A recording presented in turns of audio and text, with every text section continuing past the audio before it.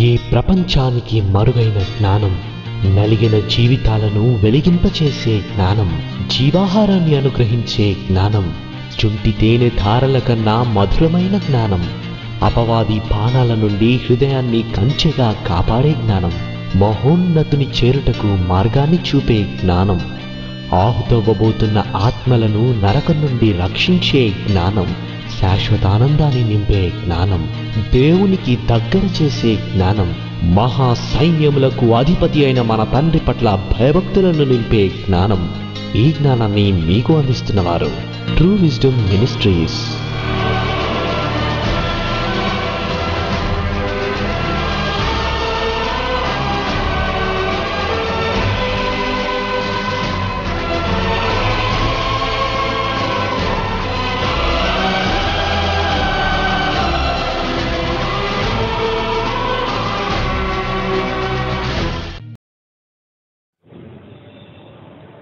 మమ్మల్ని మిక్కిలిగా ప్రేమించిన ప్రియమైన పరుగులు తండ్రి, మరొకసారి ఇలా కలుసుకొని మేమందరము కలిసి మీ మాటలు తండ్రి మా ఆత్మీయ భవిష్యత్తు కోసం నేర్చుకున్నట్టు మీరు దయచేసిన ఈ శ్రేష్టమైన సమయమును బట్టి స్తుతి చెల్లిస్తున్నాం.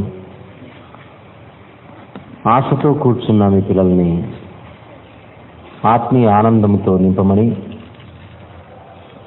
మీ వాక్యం మరింత ఎక్కువగా నేర్చుకునే ఈ ప్రక్రియలో మరొక అడుగు ముందుకు వేసి అనేకమైన ఆలోచనలు మేము చేయుటకు సహాయం చేయమని మీ ప్రియకుమారుడు మా ప్రభు ప్రియరక్షకుడైన యేసు ప్రభు వారి పవిత్రమైన నామంలో ఈ ప్రార్థన సమర్పిస్తున్నాను తండ్రి, ఆమేన్. కొంచెం సౌండ్ అడ్జస్ట్ చేయాలి. ప్రియమైన దేవుని వారలారా, గలతీ పత్రిక ధ్యానంలో ఉన్నాం అనేక వారాలుగా.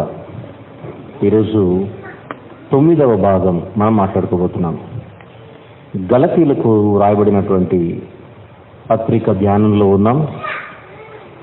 8 భాగాలు ముగించుకుని 9వ భాగంలోనికి మనం ప్రవేశిస్తున్నాం. గలతీ పత్రికలోని 6 అధ్యాయాలలో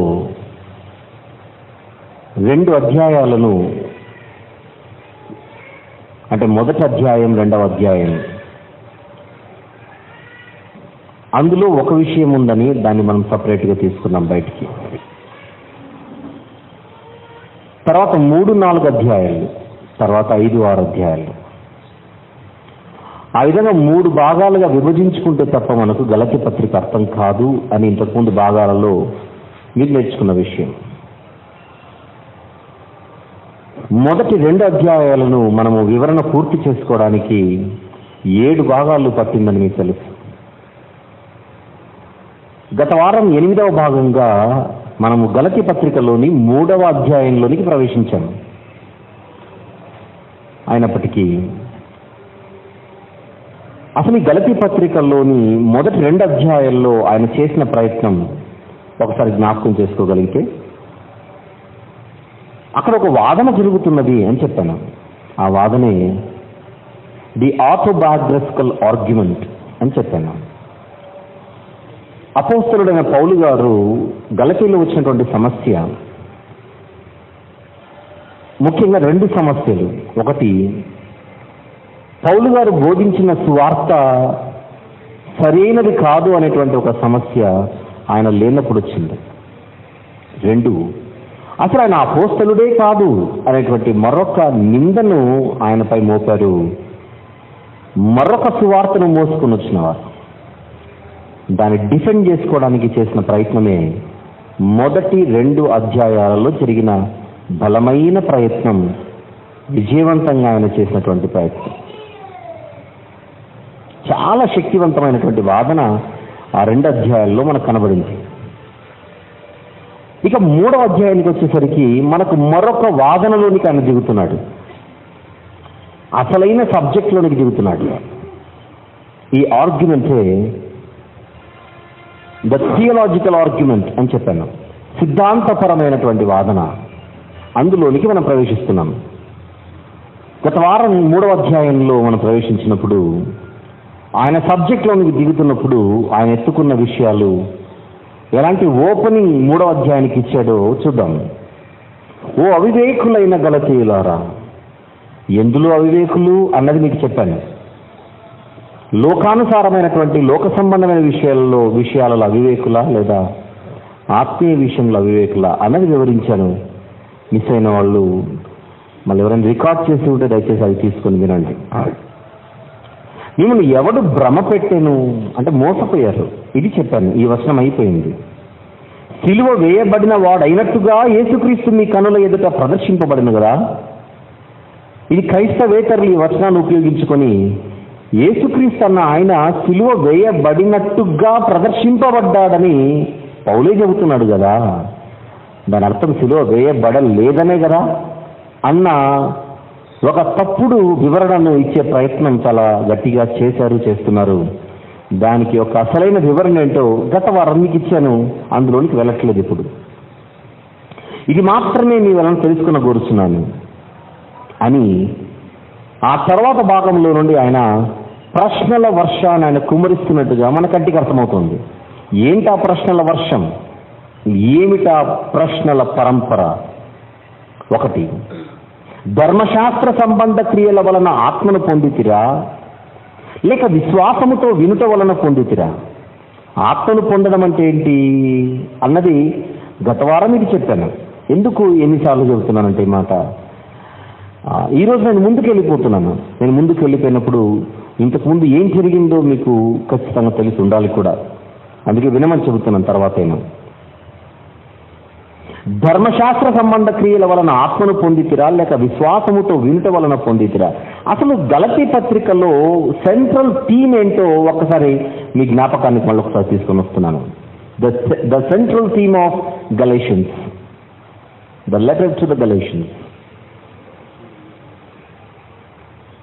పరలోకానికి వెళ్ళాలంటే మనిషి నీతిమంతుడిగా కనబడాలి దేవుని ఎదుట. ద సెంట్రల్ థీమ్ ఏంటో చెబుతున్నా. పరలోకానికి మనం వెళ్ళాలంటే మనిషి దేవుని ఎదుట నీతిమంతుడిగా కనబడాలి. పరిపూర్ణుడైన దేవుని ఎదుట మట్టి లోకంలో మనిషి నిజంగా నీతిమంతుడిగా ఏం చేస్తే కనబడగలడు అనేది ప్రశ్న. ఏ క్రియ చేస్తే, ఏ పని చేస్తే నీతిమంతుడిగా కనబడగలడు అంటే మనిషి ఎన్ని పుణ్యకార్యాలని పేరు పెట్టి చేసినా ఆ దేవుని ఎదుట ఎప్పటికీ తన స్వశక్తి చేత, పనుల చేత, క్రియల చేత నీతిమంతుడిగా ఎప్పుడూ తీర్చబడలేడు. అది కేవలం కృపచేత మాత్రమే సాధ్యమవుతుంది అనేది సెంట్రల్ థీమ్. క్రియల వలన కాదు, కృపచేత. ఆ కృప ఎవరిపై అని మనం ఆలోచిస్తే అర్హత లేని వారిపై కూడా కుమ్మరించడాన్ని కృప అని అంటారని చెప్పాను, గ్రేస్. అయితే మనిషి దేవుని కృపను పొందాలంటే ఆయన యందు విశ్వాసం ఉంచాలి. కృప ఎప్పుడు ఓపెన్లోనే ఉంది, కానీ అది పొందాలంటే మనిషి దేవునిపై విశ్వాసం ఉంచాలి. ఒకప్పుడు అలాంటి విశ్వాసాన్ని గలతీయులు చూపించారు. పౌలు గారు చెప్పిన సువార్త విని ఒకప్పుడు ఆయన మాటలు వారు విని నమ్మారు, దేవుని నమ్మారు, దేవుని యొక్క కృపను నమ్మారు. విశ్వాసము వలననే మనిషి నీతిమంతుడిగా తీర్చబడతాడు. దేవుడు వారిని కన్సిడర్ చేశాడు, పరిగణించాడు, స్వీకరించాడు, క్షమించాడు అన్నదానికి సూచనగా దేవుడు ఆ రోజుల్లో ఆత్మను అనుగ్రహించాడు. ఎవరికి? గలతీయులకి. ఆ ప్రశ్న ఇప్పుడు వేస్తున్నాడు ఆయన. నేను లేనప్పుడు ఎవరో వచ్చి క్రియలు చేస్తేనే నీతిమంతులుగా తీర్చబడతామని ఎవరో చెబితే మీరు విన్నారు కదా. అలాగైతే నేనున్నప్పుడు మీరు ఆత్మను పొందారు కదా, విశ్వాసము వలననే మనిషి నీతిమంతుడుగా తీర్చబడతాడని నేను చెప్పినప్పుడు మీరు నమ్మారు కదా. మీరు నమ్మిన ఆ యొక్క విషయాన్ని లేదా మీరు విశ్వసించినటువంటి ఆ విశ్వాసాన్ని బట్టి దేవుడు మీపై ఆత్మను కుమ్మరించాడు కదా. మరి ఆత్మను కుమ్మరించాడు కదా. మరి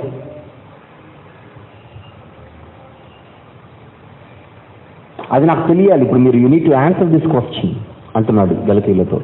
ధర్మశాస్త్ర సంబంధ క్రియల వలన ఆత్మను పొందితిరా లేక విశ్వాసముతో వినటం వలన పొందితిరా? ప్రశ్న. ఆ రోజు మీరు ఏ క్రియలు చేస్తే ఆత్మనిచ్చాడు దేవుడు? ఏ క్రియలు చేశారు? మరి క్రియలు చేస్తేనే దేవుడు అంటే క్రియలు అంటే ఇక్కడ పాయింట్ మళ్ళీ నేను రిపీట్ చేయాలి.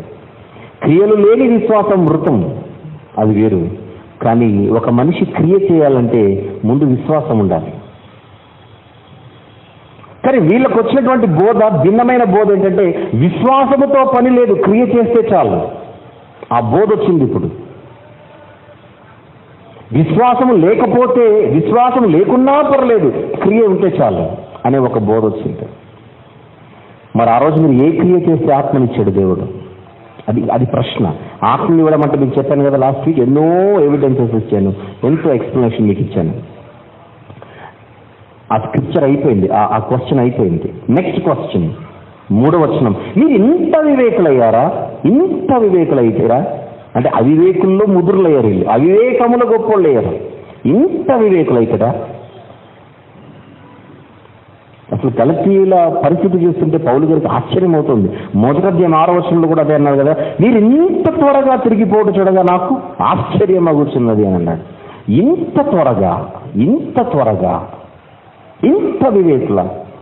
మీకు చెప్పాను కదా, అవివేకము వివేకము. వివేకం అంటే ఏంటి? ఏది మంచి, ఏది చెడు, ఏది సత్యం, ఏది అసత్యం, ఏది మేలు, ఏది కీడు, ఏది జీవం, ఏది మరణం అని వివేచించి తెలుసుకునే జ్ఞానాన్నే వివేకం అని అంటాం. మంచి ఏంటో చెడేంటో తెలుసుకునే జ్ఞానాన్నే వివేకం అని అంటాం. ఎవడు ఏది చెప్పినా నమ్మే ఒక తత్వం ఉంటుందే, అది కూడా ఒక జ్ఞానమే. ఏ జ్ఞానం అది? అవివేక జ్ఞానం. ఎవరు ఏది చెప్పినా నమ్మేయడం.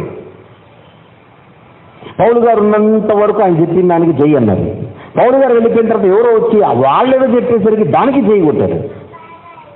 చెప్పాను కదా లాస్ట్ టైం, అవివేకులు దేవుని రాజ్యాన్ని స్వతంత్రించుకోనలేరు. ఎందుకంటే దేవుని దృష్టిలో అవివేకము కూడా ఒక పాపమే. రెఫరెన్స్ ఏంటి? మార్కు సువార్త 7వ అధ్యాయంలో చెప్పాను మీకు.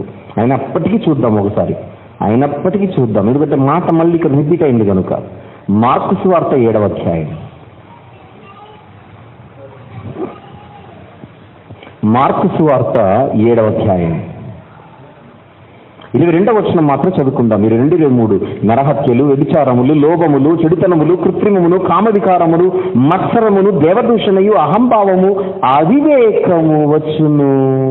అవివేకం అన్నాడు చూడండి అక్కడ, అవివేకము వచ్చును. ఈ చెడ్డవన్నీయు అన్నాడు. అవివేకము కూడా చెడ్డదే, అవివేకము కూడా చెడ్డదే. తెలివి, జ్ఞానం, అరే నీకు తెలివి లేదురా అని అంటున్నాం కొద్దిసార్లు, కొన్ని సందర్భాల్లో అవతల వారిని. అంటే వాడు కామన్ సెన్స్ కూడా ఉపయోగించలేదని అర్థం. ఈ మాత్రం తెలివి లేదా నీకు? ఈ మాత్రం తెలివి లేదా? ఒక అనామకుడు వచ్చాడు, నువ్వెప్పుడు చూడలేదు, నువ్వెప్పుడు చూడలేదు, నీకు పరిచయమే లేదు, 1000 రూపాయలు అడిగాడు, 10,000 అడిగాడు, అడగ్గా నుంచి పంపించావు. ఇప్పుడు ఎదుక్కుంటూ కూర్చుంటున్నావు, కోటి నుంచి దిల్సుకున్నవారి వరకు. ఆ కేసు మన దగ్గరకు వస్తే మనం ఏమంటాం చెప్పండి? నీకు అసలు నీకు ఆ మాత్రం తెలియలేదా? వాడు ఎవడో ముక్కు మోహన్ తెలియనివాడు, వాడికి కూడా ఇచ్చేస్తావు నువ్వు.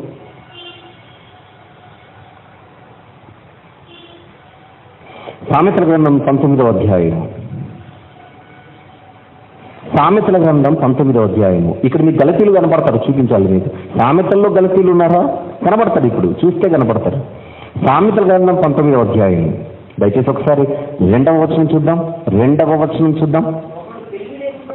ఒకడు తెలివి లేకుండుట మంచిది కాదు, లేదా ఒకనికి అనే భావం అక్కడ ఉంది. ఒకనికి తెలివి లేకుండుట మంచిది కాదు, తొందరపడి నడుచువాడు దారి తప్పిపోవును. ఎవరు కనపడుతున్నారు ఇక్కడ? మీరు కరెక్ట్గా మీరు ఆలోచిస్తే గలతీలు కనపడాలి ఇక్కడ మీకు. అవివేకులు అన్న బిరుదు ఇచ్చాడు పౌలు గారు గలతీయులకి.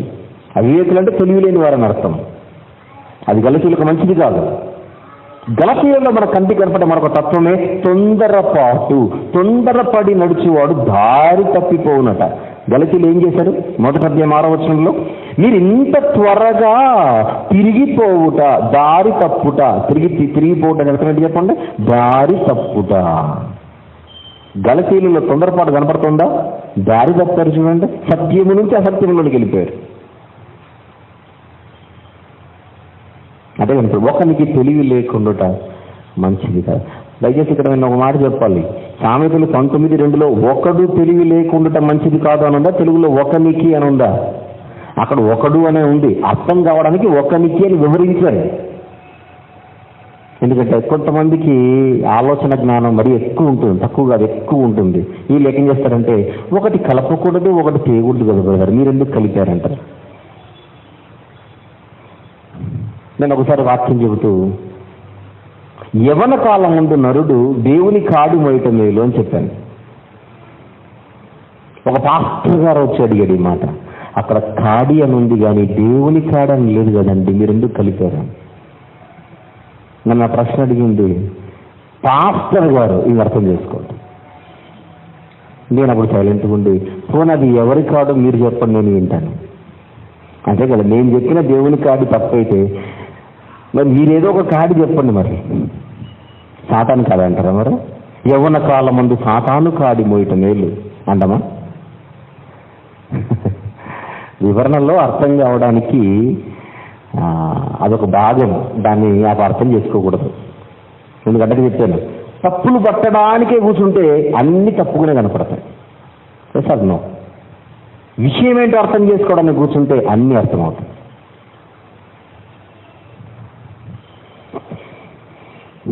గలతీయులు, మీరు ఇంత వివేకులైతిరా అంటున్నాడు. గలతీ పత్రిక 3వ అధ్యాయంలో ఉన్న, మర్చిపోకు. గలతీ పత్రిక వివరణలో ఉన్నాం, 9వ భాగంలో మనము నడుస్తున్నాం ఈరోజు. మీరు ఇంత అవివేకులైతిరా. మొదట ఆత్మానుసారముగా ఆరంభించి ఇప్పుడు శరీరానుసారంగా పరిపూర్ణులవుదురా? ఏమైనా బుద్ధి ఉందా అంటున్నాడు ఇక్కడ. ఒకప్పుడు ఆత్మానుసారముగా మీరు ఆరంభించారు, ఈరోజు శరీరానుసారముగా పరిపూర్ణులయ్యే ప్రయత్నం చేస్తున్నారు. ఏంటి ఆ ప్రయత్నం? ఇది శరీరానుసారులుగా చేసే ప్రయత్నం ఏంటి? అది ఇక్కడ మొదలవుతుంది అసలు థీమ్. ఏంటి వచనం ఇది? గలతీ పత్రిక 3వ అధ్యాయం 3వ వచనం. గలతీ పత్రిక 3:3 అసలు సబ్జెక్ట్ ఓపెన్ అవుతుంది ఇక్కడ. ఆత్మానుసారంగా ఆరంభించడం ఏంటి, శరీరానుసారంగా ముగించే ప్రయత్నం ఏంటి? ఏంటి ఆ శరీరానుసారంగా చేసే ప్రయత్నం? అదే సున్నతి. ఇక్కడ సబ్జెక్ట్ స్టార్ట్ అవుతుంది. పౌలు గారు లేని సమయంలో భిన్నమైన సువార్త తీసుకొని వచ్చిన వాళ్ళు ఎవరైతే ఉన్నారో, ఎవరెందుకు? గలతీయులెందుకు? వాళ్ళు ఏం చెప్తున్నారంటే, మీరు విశ్వాసం ఉంచితే ఉంచుకోండి, విశ్వాసం ఉన్నా లేకున్నా, అది వాళ్ళ బోధ. విశ్వాసం ఉన్నా లేకున్నా మీరు పరలోకానికి వెళ్ళాలంటే నీతిమంతులుగా తీర్చబడాలి. నీతిమంతులుగా తీర్చబడాలంటే మోషే ధర్మశాస్త్ర ప్రకారంగా సున్నతి చేసుకోవాలి. అది శరీరానుసారంగా నీతిమంతులుగా నీతిమంతులుగా తీర్చబడాలనే ప్రయత్నం. గలతీ పత్రిక అయిపోయేంత వరకు నేను చెబుతుంటాను ఈ మాట, మళ్ళీ చెబుతున్నాను, మర్చిపోకండి. ధర్మశాస్త్రము అనగానే గలతీ పత్రికలో కనబడే ధర్మశాస్త్రం అనే పదం కనబడినప్పుడు, లా అని ఇంగ్లీష్లో అంటాడు, ధర్మశాస్త్రం అనే పదం కనపడుతున్నప్పుడు మీరు 2 ధర్మశాస్త్రాలు ఉన్నాయని మర్చిపోకూడదు. ఒకటి జనరల్ లా, మరొకటి మోజెస్ లా. ఏంటా జనరల్ లా? మానవులు కల్పించిన పద్ధతులే దైవోపదేశములను బోధించే ఒక ధర్మశాస్త్రం ఉంది. దాన్ని పెద్దల పారంపర్యాచారం. అవునా? ఇది ఎన్నిసార్లు చెప్తున్నానంటే, కొంతమందికి నెట్లో మెసేజెస్ వినే అలవాటు ఉంటుంది. ఈరోజు నేను ఎన్నో భాగం చెబుతున్నాను, గలతీ పత్రిక 9వ భాగం చెబుతున్నాను. 9వ భాగం అర్థం కావాలంటే ముందు ఏ భాగం వినాలి? 8వ భాగం వినాలి. 8 అర్థం కావాలంటే 7 వినాలి. 7 అర్థం కావాలంటే 6 వినాలి. 6 అర్థం కావాలంటే చెప్పండి, ఇంకా అందరికి వంటకులు వచ్చు కదా, 5 వినాలి. 5 అర్థం కావాలంటే 6 వినాలి. 6 అర్థం కాదు 4 వినాలి. చూసారా, నన్ను ఇబ్బంది పెడుతున్నారు మీరు. 4 అర్థం కావాలంటే 3 వినాలి. 3 అర్థం కావాలంటే 2 వినాలి. 2 అర్థం కావాలంటే 1 వినాలి. 1 అర్థం కావాలంటే ముందు కూర్చోవాలి. అంతేనా? అంత ఓపిక మనకెక్కడిది? నీకు కుదిరితే 1 గంటలో పూర్తి చేయి, వింటాం. మళ్ళీ చెబుతున్నాను, ఈరోజు క్రైస్తవులుగా మనమందరం ఇక్కడ కూర్చోడానికి ప్రధానమైన కారణాలలో ఒక కారణమే పౌలు గారు రాసిన గలతీ పత్రిక. మర్చిపోకండి. ప్రొటెస్టెంట్ ఉద్యమం జరిగిందని చెప్పాను చరిత్రలో. అవునా? ప్రొటెస్టెంట్ ఉద్యమం జరిగింది. మార్టిన్ లూథర్ గారు ఈ ఉద్యమకారుడు. ఆయన చేసిన తిరుగుబాటే ఈరోజు మనల్ని ఇక్కడ కలిపింది. అది దేవుని ప్రణాళిక. నేను మార్టిన్ లూథర్ గారిని దేవుని కంటే గొప్పగా చెప్పట్లేదు, కానీ దేవుడు వాడుకున్న ఒక మహా వ్యక్తి. ఆయనకి ఇన్స్పిరేషనే గలతీ పత్రిక. అది మర్చిపోకండి. ఇది నేను మొదటి భాగంలో చెప్పాను. నేను ఇంతవరకు ఏ గ్రంథాన్ని, ఏ పత్రికను ఇంత టైం తీసుకొని చెప్పలేదు. మళ్ళీ గుర్తు చేయాలి. నేను పాత నిబంధనలో ఎన్నో గ్రంథాలు చెప్పాను, క్రొత్త నిబంధనలో ఎన్నో పత్రికలు చెప్పాను, చెబుతున్నాను. కానీ గలతీ పత్రిక అయిపోయేటప్పటికీ నా లెక్క ప్రకారంగా 30 భాగాలైనా అవ్వచ్చు. ఒకటి అటో ఇటో అయినా పర్లేదు, నేను చెప్పకుండా మాత్రం మానను. ఎందుకంటే అంత ఆలోచనాత్మకమైనటువంటి విషయాలు అందులో రాశాడు. అందుకే మార్టిన్ లూథర్ గారు అన్న మాట మళ్ళీ మీకు జ్ఞాపకం తీసుకొని వస్తున్నాను. నా జీవితంలో గలతీ పత్రికతో నాకు వివాహం అయింది అని చెబుతాడు ఆయన. అంటే అర్థం ఏంటో చెప్పనా? నా జీవితంలో ఎప్పటికీ నేను అంటే విడరాని బంధం. వివాహం అంటే అర్థం ఏంటి చెప్పండి? విడరాని బంధం. భార్యాభర్తలకు ఉండే ఒక గట్టి అనుబంధం ఎలాంటిదో గలతీ పత్రికతో నాకున్న అనుబంధం అలాంటిది అంటాడు. ఎందుకంటే సత్యము కోసం పౌలు గారు చేసిన పోరాటం ఒక గొప్ప వ్యక్తిగా మరొక వ్యక్తిని తయారు చేసింది. ఆ రోజు ఆయన లేవనెత్తిన ఉద్యమమే ఈరోజు మనం ఇంతమంది ఇక్కడ కూడుకోవడానికి గల కారణం. అది దేవుడు చేయించిన క్రియ. అది నేను ఎప్పటికీ కాదను. అదే ఇక్కడ చెబుతున్నాడు. ఈ మాట మీకు ఎందుకు చెప్పానంటే, వాక్యం వినాలంటే ముందు మనిషికి ఓపిక ఉండాలి. వాక్యం నేర్చుకోవాలంటే మనిషికి ముందు ఓపిక ఉండాలి.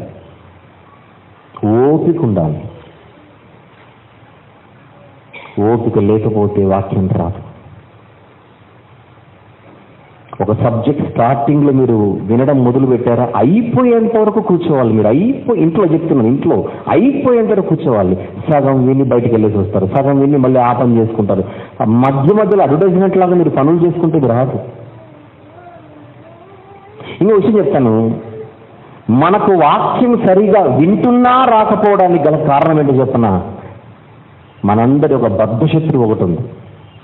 ఈ విషయంలో అని నన్ను కలుపుకోను, 100% మీ గురించే మాట్లాడతాను. ఎందుకంటే దాన్ని నేను శత్రువుగా నన్ను జయించే అవకాశం నేను దానికి ఇవ్వలేదు కనుక. ఎవరు అని అడుగుతారా? మీ అందరి చేతుల్లో ఉండే సెల్ ఫోన్.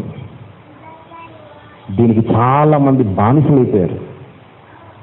ఈ సెల్ ఫోన్ మన సమయాన్ని చంపేస్తున్నది తెలుసా మీకు? ఎక్కడ లేని దేశాన్ని ఉద్ధరించే పనులన్న సెల్ ఫోన్లోనే ఉంటాయి మనకు. ఎప్పుడైనా మీరు వాక్యం ఒక సబ్జెక్ట్ వినాలని కూర్చున్నారా, ఫ్లైట్ మోడ్లో పెట్టండి. సైలెన్స్లో కాదు, ఫ్లైట్ మోడ్లో పెట్టండి. మీరు వాక్యం వినేటప్పుడు ఏ కాల్ కూడా మీకు రాకూడదు. అలాంటి స్థితిలో వాక్యం నేర్చుకోవాలి. 10 నిమిషాలు వాక్యం విని 11 నిమిషాలు కాల్ వస్తుంది, మళ్ళీ 10 నిమిషాలు వీకని మళ్ళీ 11 నిమిషాలు కాల్ వస్తుంది. ఇన్ని కాల్స్ మీద గలతీ పత్రిక మొత్తం ఎగిరిపోతుంది. ఏకాగ్రత.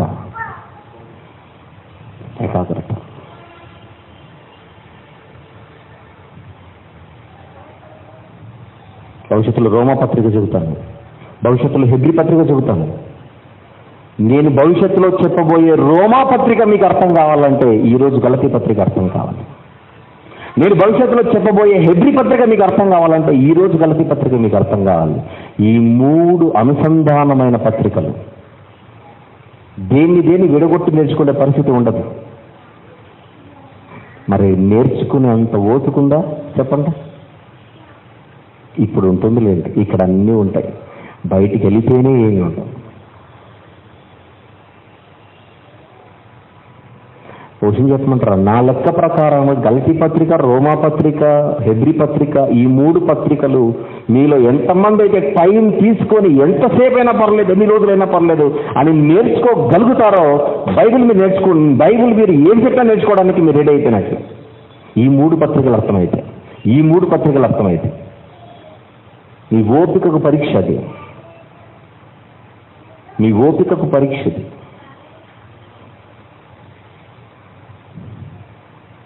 నేను ఇప్పుడు చాలాసార్లు చెప్పాను గలతీ పత్రిక, తెలుసా మీకు? గలతీ పత్రిక నేను 6 ఏళ్ల కిందటే చెప్పాను పత్రిక ఇది. కానీ ఇప్పుడు నన్ను చెప్పమంటే మళ్ళీ ఏమి రాని ఎల్కేజీ స్టూడెంట్గా కూర్చుంటాను ఇక్కడ నేను. ఎల్కేజీ స్టూడెంట్ లాగా. పౌలు గారి ప్రయాణాలు తెలుసు, ఇప్పుడు చెప్పమంటే చెబుతానండి. 3 ప్రయాణాలు చెబుతాను ఇప్పుడే, ఆన్ ద స్పాట్ చెబుతాను చూడకుండా. కానీ చెప్పాల్సిన పరిస్థితి అంటే నాకున్న పట్టేంటో చెబుతున్నాను. కానీ ఒకవేళ చెప్పాల్సిన పరిస్థితి ఏర్పడితే మళ్ళీ పౌలు ప్రయాణాలు మొత్తం చదువుకుంటాను. ఏ స్థితిలో తెలుసా? నాకు ఏమీ తెలియదు అన్నట్టుగానే. అలాంటి డెడికేషన్ ఉండాలి బైబిల్ చదివేటప్పుడు. నాకు ఇంత పట్టుంది కదా అని నిర్లక్ష్యంగా నేను ఎప్పుడు వాక్యంలోనికి దిగను. ఎంత పట్టున్నా బైబిల్ దగ్గరకు వస్తే నర్సరీ విద్యార్థులు అయిపోవాలి మనం, ఎల్కేజీ విద్యార్థులు అయిపోవాలి మనం.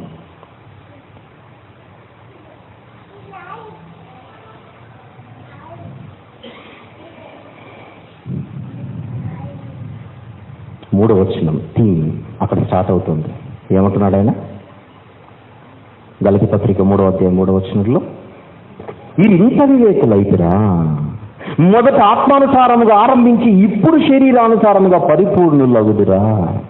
ఏంటి మీ ప్రయత్నం? బుద్ధి లేనితనం, తెలివి లేనితనం. ప్రశ్నలు. నంబర్ 1 ఏమడిగాడు? ధర్మశాస్త్ర సంబంధ క్రియల వలన ఆత్మను పొందితిరా, లేక విశ్వాసముతో వినుట వలన పొందితిరా? మొదటి ప్రశ్న అది. 2, మీరు ఇంత వివేకులైతురా. 3, మొదట ఆత్మానుసారంగా ఆరంభించి, మేము ప్రకటించినప్పుడు, నేను బర్నబా మీ మధ్యకు వచ్చినప్పుడు ఒకప్పుడు ఆత్మానుసారంగా ఆరంభించి ఇప్పుడు శరీరానుసారంగా పరిపూర్ణులవుదురా. ఏంటి మీ ప్రయత్నం? ఇప్పుడు ఎట్లాంటి పరిస్థితి ఇది? ఎలా ఉంటుంది పరిస్థితి? ఎల్కేజీ వెళ్ళిన తర్వాత పైకి వెళ్ళి 10th చదవాలి, ఫస్ట్ క్లాస్ చదివిన తర్వాత 10th వెళ్ళాలి, 10th చదివినప్పుడు ఇంటర్కి వెళ్ళాలి, కానీ మళ్ళీ ఫస్ట్ క్లాస్కి వస్తున్నాడు. ఇది మీకు అర్థమైతే ఇది అర్థమవుతుంది. ఒకప్పుడు పాత నిబంధనలు శరీరానుసారంగా ప్రవర్తించే తీరు ఒకటి ఉంది. అది యూదులకు, మీకు కాదు, అన్ని జనులైన గలతీయులకు కానే కాదు. ఆత్మానుసారంగా ఆరంభించడం అంటే ఒక మెచ్యూర్ స్టేజ్ అది. అక్కడి నుంచి మళ్ళీ బ్యాక్ వచ్చేస్తున్నారు. ఆత్మానుసారంగా ఆరంభించడం అంటే విశ్వాసముతో కూడినది అది. కానీ విశ్వాసముతో ఆరంభించి ఈరోజు విశ్వాసమే అవసరం లేదనే స్థితికి మళ్ళీ వచ్చేసారు వీళ్ళు. భిన్నమైన బోధ. శరీరానుసారంగా క్రియల చేత, అది మోజెస్ లా. 3rd చాప్టర్లో నుంచి మనం మోజెస్ లాలోనికి ఎంటర్ అవుతున్నాం. 2nd చాప్టర్లో మనకు కనబడుతున్న తెలుగు బైబిల్లో, ఈవెన్ ఇంగ్లీష్ బైబిల్లో లా అనే పదం కనపడుతుంది, ధర్మశాస్త్రం. మొదటి 2 అధ్యాయాల్లో కనబడుతున్నది పారంపర్యాచారాలకు సంబంధించిన ధర్మశాస్త్రం. కానీ 3వ అధ్యాయానికి వచ్చేసరికి మోషే ధర్మశాస్త్రం ఓపెన్ చేస్తున్నాడు ఆయన. ఈవెన్ మోషే ధర్మశాస్త్ర ప్రకారంగా కూడా, ఆ ధర్మశాస్త్ర ప్రకారంగా నువ్వు క్రియలు చేస్తే నీతిమంతుడిగా అవుతావు అనుకుంటే నువ్వు విశ్వాసానికి చోటు ఎక్కడిది? 4వ వచనం, వ్యర్థముగానే ఇన్ని కష్టములు అనుభవించితిరా. అది మరొక ప్రశ్న. వ్యర్థముగానే ఎన్ని కష్టములు అనుభవించితిరా, అది నిజముగా వ్యర్థమగునా అంటున్నాడు. వ్యర్థముగానే ఇన్ని కష్టములు అనుభవించితిరా. ఎవరితో కలిసి? మాతో కలిసి. ఎప్పుడు? నేను నీ దగ్గరకు వచ్చినప్పుడు మీరు కష్టాలు అనుభవించలేక చెప్పండి అడుగుతున్నాడు వాళ్ళని. ఓ గలతీయులారా. ఏ గలతీయులు? దక్షిణ గలతీయులు. మీకు చెప్పాను, గలతీయులు అనగానే 2 గలతీయులు ఉన్నారు. మళ్ళీ బైబిల్లో తెలియాలి. ఉత్తర గలతీయులు, దక్షిణ గలతీయులు. ఈ పత్రిక రాయబడుతున్నది ఎక్కువగా పాసిబిలిటీ ఎవరికి ఉందని చెప్పారు? దక్షిణ గలతీయులకి. దక్షిణ గలతీ ప్రాంతానికి పౌలు గారు, బర్నబా గారు మొదటి ప్రయాణంలో వెళ్ళి విజిట్ చేశారు. ఆ దక్షిణ గలతీలో ఉన్న ప్రాంతాలు పిసిదియలోని అంతియోకయ, ఈకొనియా, లుస్త్రా, దెర్బే అనే పట్టణాలు. ఆ పట్టణాలలో పౌలు గారు మొదటి ప్రయాణంలో అక్కడికి వెళ్ళినప్పుడు ఎన్నో కష్టాలు అనుభవించాడు. మీరు అపోస్తలుల కార్యాలు 13, 14 అధ్యాయాలు చదివితే యూదులు, అవిధేయులైన యూదులు ఎన్ని మార్లు పౌలు గారికి శ్రమలు కలుగజేశారో మీరు గుర్తు తెచ్చుకోండి ఒకసారి. అపోస్తలుల కార్యాలు 13, 14 అధ్యాయాల తర్వాత మీరు చదివితే, ఇప్పుడు పౌలు గారు ఇక్కడ మాట్లాడుతున్న మాట గలతీ పత్రిక 3వ అధ్యాయం 4వ వచనంలో, వ్యర్థముగానే ఇన్ని కష్టాలు అనుభవించితిరా అనగానే వీళ్ళు ఎప్పుడు అనుభవించారు? మొదటి ప్రయాణంలో లింక్ అది. మొదటి ప్రయాణంలో పౌలు గారు అక్కడికి వెళ్ళినప్పుడు ఎన్నో కష్టాలు అనుభవించాడు. ఆయనతో పాటు ఆయన మద్దతుదారులు ఎవరైతే ఉన్నారో వాళ్ళందరూ కూడా కష్టాలు అనుభవించారు. ఉదాహరణకు ఒక 2 వచనాలు చూద్దాం. అపోస్తలుల కార్యములు 14:22 చూద్దాం ఒకసారి. 21 నుంచి చదువుకుందాం ఒకసారి. అపోస్తలు మీరు ఇంటికి వెళ్ళిన తర్వాత 13, 14 మొత్తం చదివితే ఆయన పడిన కష్టాలు మీకు అర్థమైపోతాయి. అయినప్పటికీ ప్రస్తుతానికి ఒక 2 వచనములు. అపోస్తలుల కార్యములు 13వ అధ్యాయము 21, 22 వచనములు దయచేసి. ఇంతమంది ఉంటే ఎవరికి ఆ వచనం కనపడలేదు, చదవండి ప్లీజ్. అపోస్తలుల కార్యములు 14వ అధ్యాయము 21, 22. వారు ఆ పట్టణంలో సువార్త ప్రకటించి అనేకులను శిష్యులుగా తయారు చేసిన తర్వాత మళ్ళీ అది దెర్బేలో 21వ వచనం అంటే దెర్బేలో సువార్త ప్రకటించి దెర్బేలో శిష్యులను తయారు చేసి మళ్ళీ రిటర్న్ జర్నీలో లుస్త్రకును ఈకొనియకును అంత్యోక్యకు వచ్చి శిష్యుల మనసులను దృఢపరిచి విశ్వాసమందు మర్చిపోకండి, విశ్వాసమందు. ఏంటి పౌలు గారు ప్రకటించిన సువార్త అక్కడ? విశ్వాసమందు నిలకడగా ఉండవలనని అవసరమైతే ఎన్ని శ్రమలు వచ్చినా పర్లేదు, అనేక శ్రమలు అనుభవించి మనము దేవుని రాజ్యంలో ప్రవేశించాలని ఆయన ప్రకటించింది ఈ దక్షిణ గలతీలోనే. దక్షిణ గలతీ అనే పదం మీకు అపోస్తలుల కార్యములు 13, 14లో ఉండదు, కానీ ఆ ప్రాంతం పేరు గలతీ. ఆ ప్రాంతం పేరు గలతీ. చరిత్ర తెలియాలి, అది తెలియాలంటే చెప్పాను, మొదటి భాగంలో మీకు చెప్పాను. తిమోతి గారిని ఒకసారి పలకరిద్దాం. అంటే తిమోతి గారి పత్రికలో ఏం రాయబడిందో చూద్దాం ఒకసారి. తిమోతి పత్రికలు 2 ఉన్నాయి మనకు.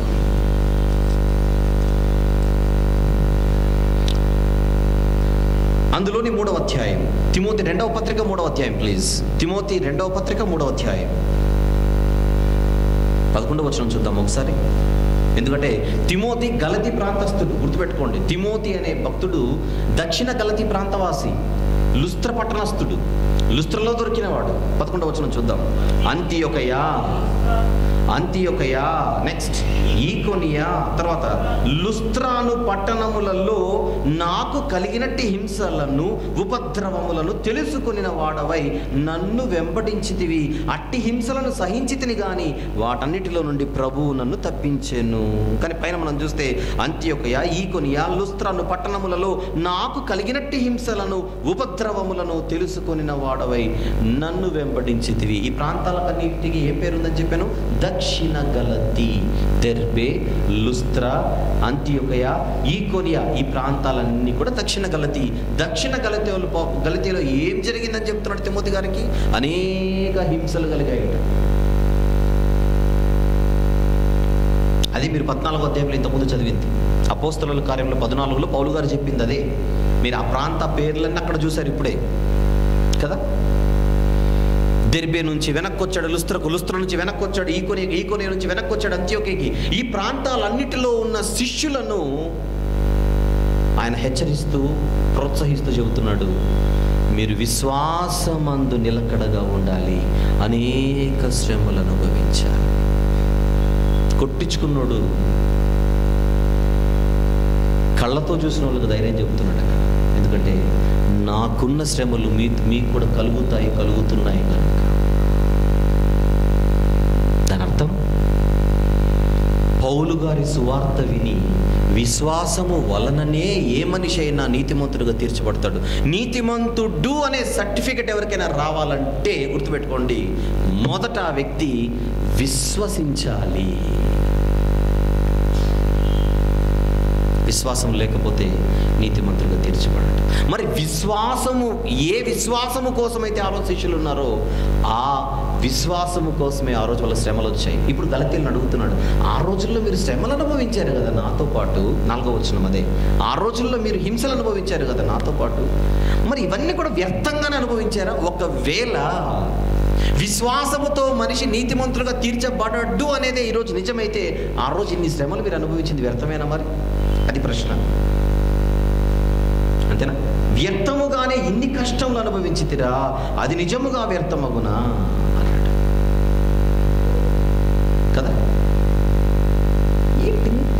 ఫూలిష్గా బిహేవ్ చేస్తున్నారు మీరు. మళ్ళీ 5వ వచనంలో మళ్ళీ లాస్ట్ వీక్ మనం మాట్లాడుకున్న ఇష్యూని మళ్ళీ రైజ్ చేశాడు. ఆత్మను మీకు అనుగ్రహించి మీలో అద్భుతములు చేయించువాడు ధర్మశాస్త్ర సంబంధ క్రియల వలన లేక విశ్వాసముతో వినుట వలన చేయించుచున్నాడు. ఒకసారి మీరు ఆలోచించండి. అదే ప్రశ్న మళ్ళీ అడిగాడు. ఇంతకుముందు ఎక్కడ కనపడింది ఆ వచనం? 2వ వచనములో మధ్యలో ధర్మశాస్త్ర సంబంధ క్రియల వలన ఆత్మను పొందితిరా లేక విశ్వాసముతో వినుట వలన పొందితిరా? ఇప్పుడు 5వ వచనం మళ్ళీ, మీ ఆత్మను మీకు అనుగ్రహించి మీలో అద్భుతములు చేయించువాడు ధర్మశాస్త్ర సంబంధ క్రియల వలన లేక విశ్వాసముతో వినుట వలన చేయించుచున్నాడు అన్నాడు. ఆత్మను మీకు అనుగ్రహించి అని అన్నాడు. లాస్ట్ వీక్ చెప్పాను కదా, ఈ విషయం అంతా ఎక్స్ప్లెయిన్ చేశాను. వెరీ 7th ఎపిసోడ్, నేను 8th కదా లాస్ట్ వీక్ మాట్లాడింది. 8వ భాగంలో స్వస్థత వరాలు వీటన్నిటి గురించి మాట్లాడాను. దయచేసి మీలో ఎవరికైనా దానిపై క్లారిటీ లేకపోతే ఆడియో మెసేజ్ అయినా పర్లేదు, దాన్ని తీసుకొని వినండి. ఎందుకంటే ఈరోజు చాలామంది, మళ్ళీ చెప్తున్నాను, చాలామంది వరాలు ఉన్నాయని తిరుగుతున్నారు. వరాలు ఉన్నాయని తిరిగే వాళ్ళు ఎవరైనా నేను మాట్లాడిన గత వారపు ఎపిసోడ్ ఏదైతే ఉన్నదో, 8వ భాగం ఏదైతే ఉన్నదో, అందులో నేను అడిగిన ప్రశ్నలకు మీరు ప్రశ్నలు చెప్పగలరా అని అడుగుతున్నాను. మళ్ళీ ఆ ప్రశ్నలు నేను అడగాల్సిన అవసరం, మీరు అడగండి చాలు. అందరూ అద్భుతాలు చేసేస్తారా? అందరూ సూచక క్రియలు చేసేస్తారా?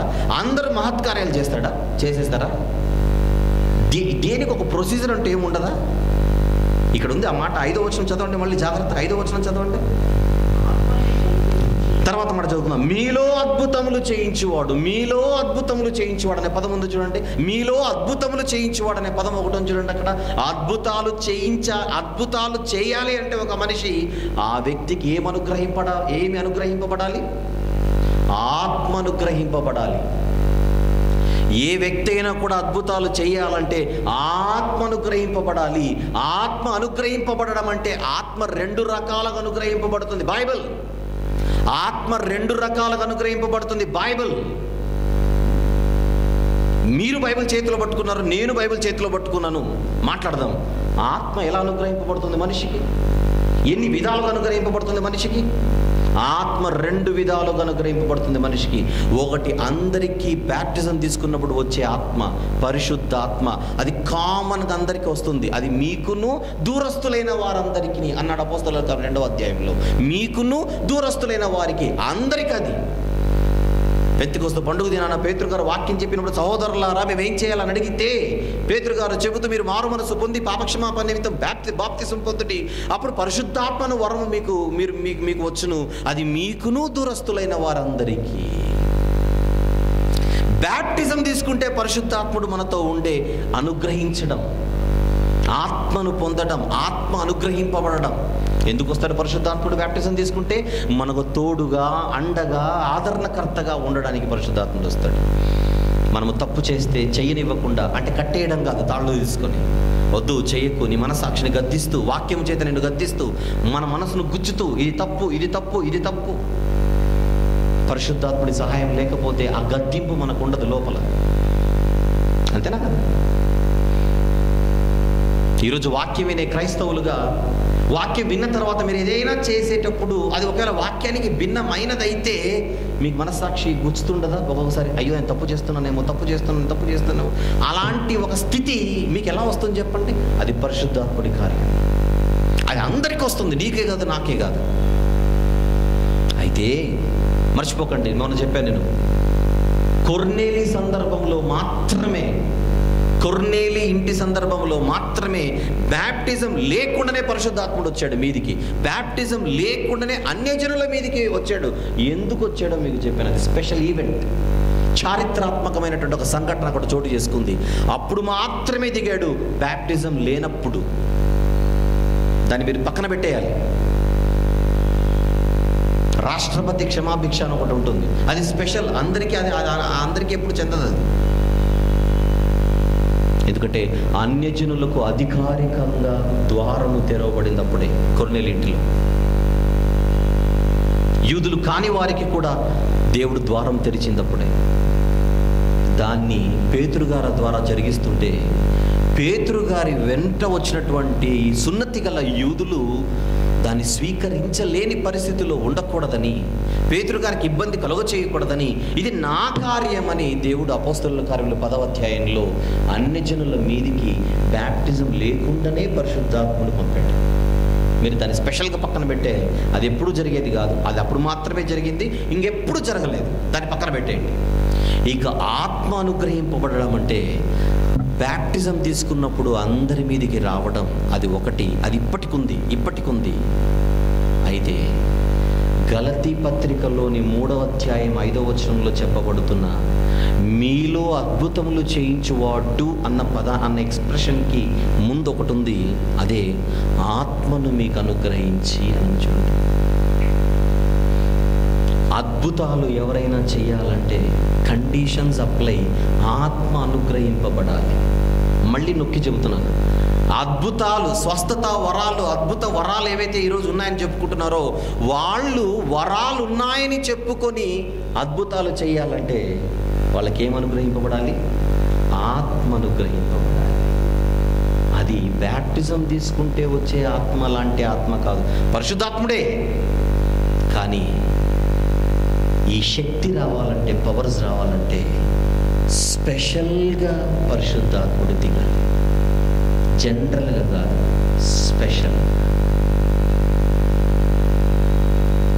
స్పెషల్గా దిగాలంటే చెప్పాను మీకు, చరిత్రలో 13 మంది వ్యక్తులలో ఎవరో ఒకరు చేయాలి, చెప్పండి, చేతులు పెట్టాలి. ఆ 13 మందే 12 మంది అపోస్తలులు లేదా అపోస్తలుడైన పౌలు గారు. ఆ 13 మందిలో ఎవ్వరు కూడా చేయి పెట్టకపోతే పరిశుద్ధాత్ముడు ఇలా దిగడు, ఇలా అనుగ్రహింపబడడు.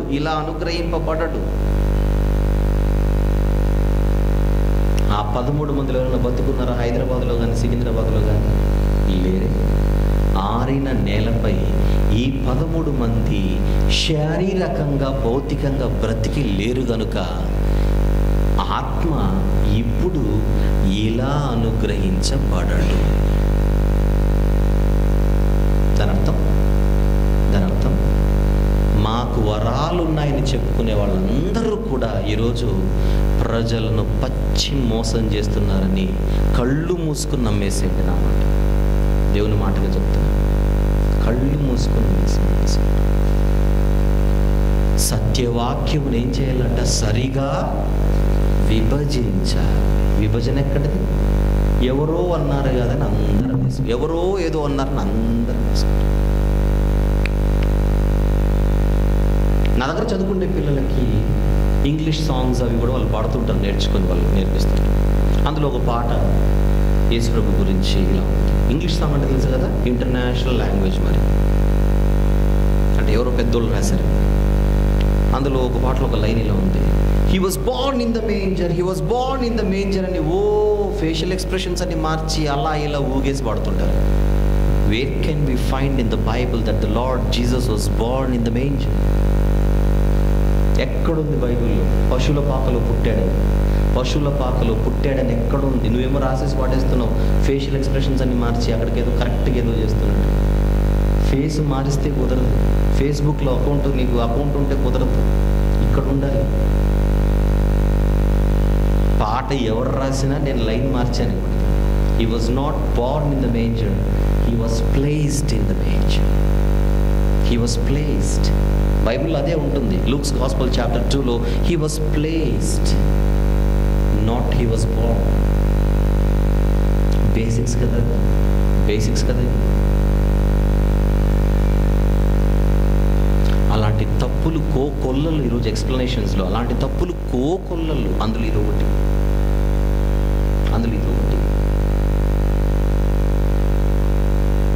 కానీ ఇప్పుడు పాయింట్కి వస్తాను. 5వ వచనం, ఆత్మను మీకు అనుగ్రహించి మీలో అద్భుతములు చేయించువాడు. దాని అర్థం ఆత్మను ఎవరికి అనుగ్రహించాలని దగ్గర చెప్పండి. ఆత్మను ఎవరికి అనుగ్రహించి? గలతీయులారా మీకు అనుగ్రహించి అంటే గలతీయులలో కొద్ది మందికి ఆత్మ స్పెషల్గా అనుగ్రహించబడ్డాడు. ఎవరు చేయబెట్టింటారో మీరు ఒకసారి ఆలోచించండి. ఎవరు చేయబెట్టింటారు? గలతీయులకు స్పెషల్గా ఆత్మ అనుగ్రహించి అద్భుతాలు చేసే లాంటి స్పెషల్గా వాళ్ళ మీద దిగాలంటే, అద్భుతాలు చేయించే శక్తిని ఇవ్వడానికి పరిశుద్ధాత్ముడు దిగాలంటే ఖచ్చితంగా ఎవరో వాళ్ళ మీద చేయబెట్టిండాలి. ఎవరు పెట్టింటారు? గెస్ చేయండి. ఎవరు పెట్టింటారు? పౌలు గారే పెట్టిండాలి. ఎప్పుడు వెళ్ళాడు అక్కడికి? First journey. అర్థమవుతుందా? First journey. కానీ అపోస్తలుల కార్యములలో కంటికి కనపడే పౌలు గారి మొదటి ప్రయాణం ఏదైతే ఉన్నదో, అక్కడ పౌలు గారు ఆ ప్రాంతాలకు వెళ్ళినప్పుడు చేయి పెట్టినట్టుగా లేదు ఇన్ఫర్మేషన్. కానీ అది అర్థం కావాలంటే మనం ఇప్పుడు ఎక్కడికి వెళ్ళిపోయాం? గలతీ పత్రికలోనికి వచ్చాం. అంటే అపోస్తలుల కార్యములలోని పౌలు గారికి సంబంధించిన ప్రయాణాలన్నీ మనకు అర్థం కావాలంటే మనకు వేటిపై అవగాహన ఉండాలి? ఆయన రాసిన పత్రికలపై అవగాహన ఉండాలి. ఇప్పుడు పత్రికలు మనకు అర్థం కావాలంటే ఇప్పుడు పౌలు గారి ప్రయాణాలపై మనకు అవగాహన ఉండాలి. అదే బైబిల్లోని పుస్తకాలు ఒకదానితో ఒకటి ముడిపడి ఉంటాయి.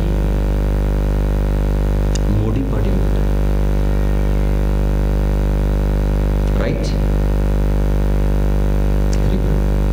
Very good. పౌలు గారు ఖచ్చితంగా వాళ్ళలో ఎవరి మీదనో ఖచ్చితంగా ఏం చేసి ఉండాలి?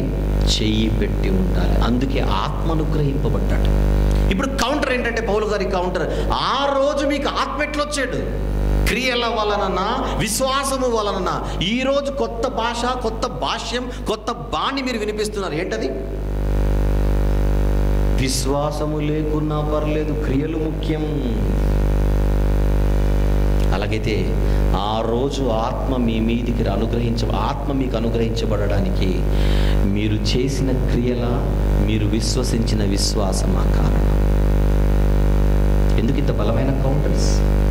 అంత స్ట్రాంగ్ ఆపోజిషన్ వచ్చేసింది ఇప్పుడు. అంత స్ట్రాంగ్ ఆపోజిషన్. ఎక్స్క్యూజ్ మీ, విశ్వాసం అంటే ఏంటో చెప్పనా? విశ్వాసం అంటే దేనిపై విశ్వాసము చెప్పనా? క్రీస్తు మరణ, సమాధి, పునరుత్థానములు. అది వాటిపై విశ్వాసం, దానిపై విశ్వాసం. ఈరోజు ఎక్కడికి ఎఫెక్ట్ వచ్చిందనంటే దీనివలన క్రీస్తు మన కొరకు మరణించాడు, సమాధి చేయబడ్డాడు, తిరిగి లేచాడని నమ్మకపోయినా పర్లేదు, మోషే ధర్మశాస్త్ర ప్రకారం క్రియలు చేయండి. అది ప్రాబ్లం ఇక్కడ. అలాంటి ప్రాబ్లం ఈరోజు ప్రపంచంలో ఉంది. ఎలానో చెప్పమంటారా?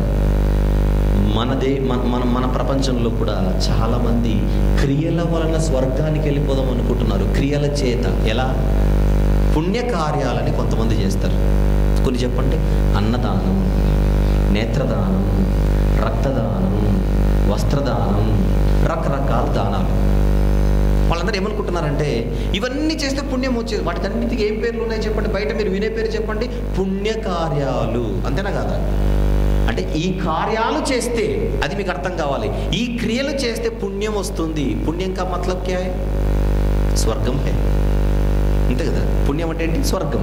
ఈ క్రియలు చేస్తే స్వర్గం వస్తుంది. ఈ క్రియలు చేస్తే, ఈ కార్యాలు, పుణ్యకార్యాలు అవే, ఇవి చేస్తే ఇవి చేస్తే స్వర్గం వస్తుంది అనుకుంటున్నారు. మళ్ళీ చెప్తున్నాను నా సహోదరులందరికీ, మీరు ఇలాంటివి ఎన్ని చేసినా చేయొద్దనట్లేదు. సమాజానికి మంచి చేయడంలో ఎప్పుడూ మీరు వెనకాడకండి. కానీ పుణ్యం అన్నది నిజంగా రావాలంటే, నిజంగా స్వర్గం రావాలంటే ఖచ్చితంగా మీరు ఒకటి విశ్వసించి తీరాలి. అదే మనందరి కోసం ప్రభు అయిన యేసుక్రీస్తు వారి లోకానికి 2000 సంవత్సరాల క్రితం వచ్చి మరణించి సమాధి చేయబడి తిరిగి లేచాడు, తిరిగి వస్తాడని మీరు నమ్మితేనే మీరు నీతిమంతులుగా తీర్చబడడానికి ద్వారం ఓపెన్ అవుతుంది. ఆ విశ్వాసం మీకు లేకుండా ఇంకేమి చేసినా కూడా మీరు ఆ క్రియల వలన ఎప్పుడు నీతిమంతులుగా తీర్చబడనే లేరు. అది పాయింట్. మీకు అర్థమవుతుందో లేదో? బహుశా ఇక్కడ అర్థం కాకపోయినా ఇప్పుడు చెప్పింది మీకు అర్థం కావాలి. మన కళ్ళ ముందు వీళ్ళు కనపడతారా లేదా చెప్పండి? మన కళ్ళ ముందు మనకు కనపడతారా లేదా? ఏవో చేసి పుణ్యం కొట్టేద్దామని కుదరదు. గుర్తుపెట్టుకోండి, విశ్వాసం విషయంలో ఎప్పుడు మీరు రాజీ పడకండి, కాంప్రమైజ్ కాకండి. మనందరికీ మెడలో ఒక ట్యాగ్ ఉంది, విశ్వాసులు. చాలా సందర్భాల్లో ఈ విశ్వాసాన్ని మనం కోల్పోతూ ఉంటాం. ఏ సమయాల్లో? కుటుంబంలో వచ్చే డిస్టర్బెన్సెస్, కుటుంబ కష్టాలు, ఆర్థిక కష్టాలు, ఆరోగ్య కష్టాలు, ఇలాంటివన్నీ రాగానే తెలియకుండానే ఒక ఫ్రస్ట్రేషన్ అనేది మన మైండ్లోనికి వచ్చేస్తుంది. అంటే నిరాశ, నిస్పృహ అంటాం తెలుగులో. ఆ నిరాశ నిస్పృహల్లో మనం ఏం చేస్తామో చెప్పనా? నోరు జారుతాం. ఎలా చేస్తాం? ఏ దేవుడు అండి, నాకైతే ఒకసారి నాకే డౌట్ వస్తుంటుంది. ఏదో వెళ్తాను కానీ కూర్చుంటాను కానీ నిజంగా దేవుడు అనేవాడు ఉంటే ఇవన్నీ నాకు ఎందుకు వస్తాయి? మీరేదో చెబుతారు, ఎన్నో చెబుతారు కానీ బ్రదర్ మీరు ఏమైనా అనుకోండి కానీ ప్రైజ్ లాట్ చెప్తాను తర్వాత నాకైతే నిజంగా డౌట్స్ ఉన్నాయి బ్రదర్. డౌట్సా? నువ్వు తోమ నంబర్ 2. సారీ, నీ నెంబర్ నేను కరెక్ట్గా చెప్పలేను. ఇలాంటి వాళ్ళు చాలామంది ఉన్నారు నీకంటే ముందు. చాలా మరుక్షణానికి నీ ప్రాణం పోతుందన్న విశ్వాసాన్ని కోల్పోకూడదు. పౌలు గారు ఏం చెప్పారు వాళ్ళకి? విశ్వాసం అందు ఎలా ఉండాలంట? నిలకడగా. దెబ్బలు తిన్నోడు చెప్పిన మాట. ఎవరికి చెప్పాడు? కొడుతుంటే చూసిన వాళ్ళకి చెప్పాడు. కొట్టించుకున్నాడు చూసిన వాళ్ళకి చెప్పాడు. విశ్వాసం నిలకడగా ఉండాలి. ఇంతకి ఎవరెవరికి చెప్పాలి? చూసిన వాళ్ళు కొట్టించుకున్న వాళ్ళకి చెప్పాలి. రివర్స్ అయిపోయింది ప్లేట్ ఇక్కడ. ఆయన ఎనర్జీ ఆ లెవెల్లో ఉంది.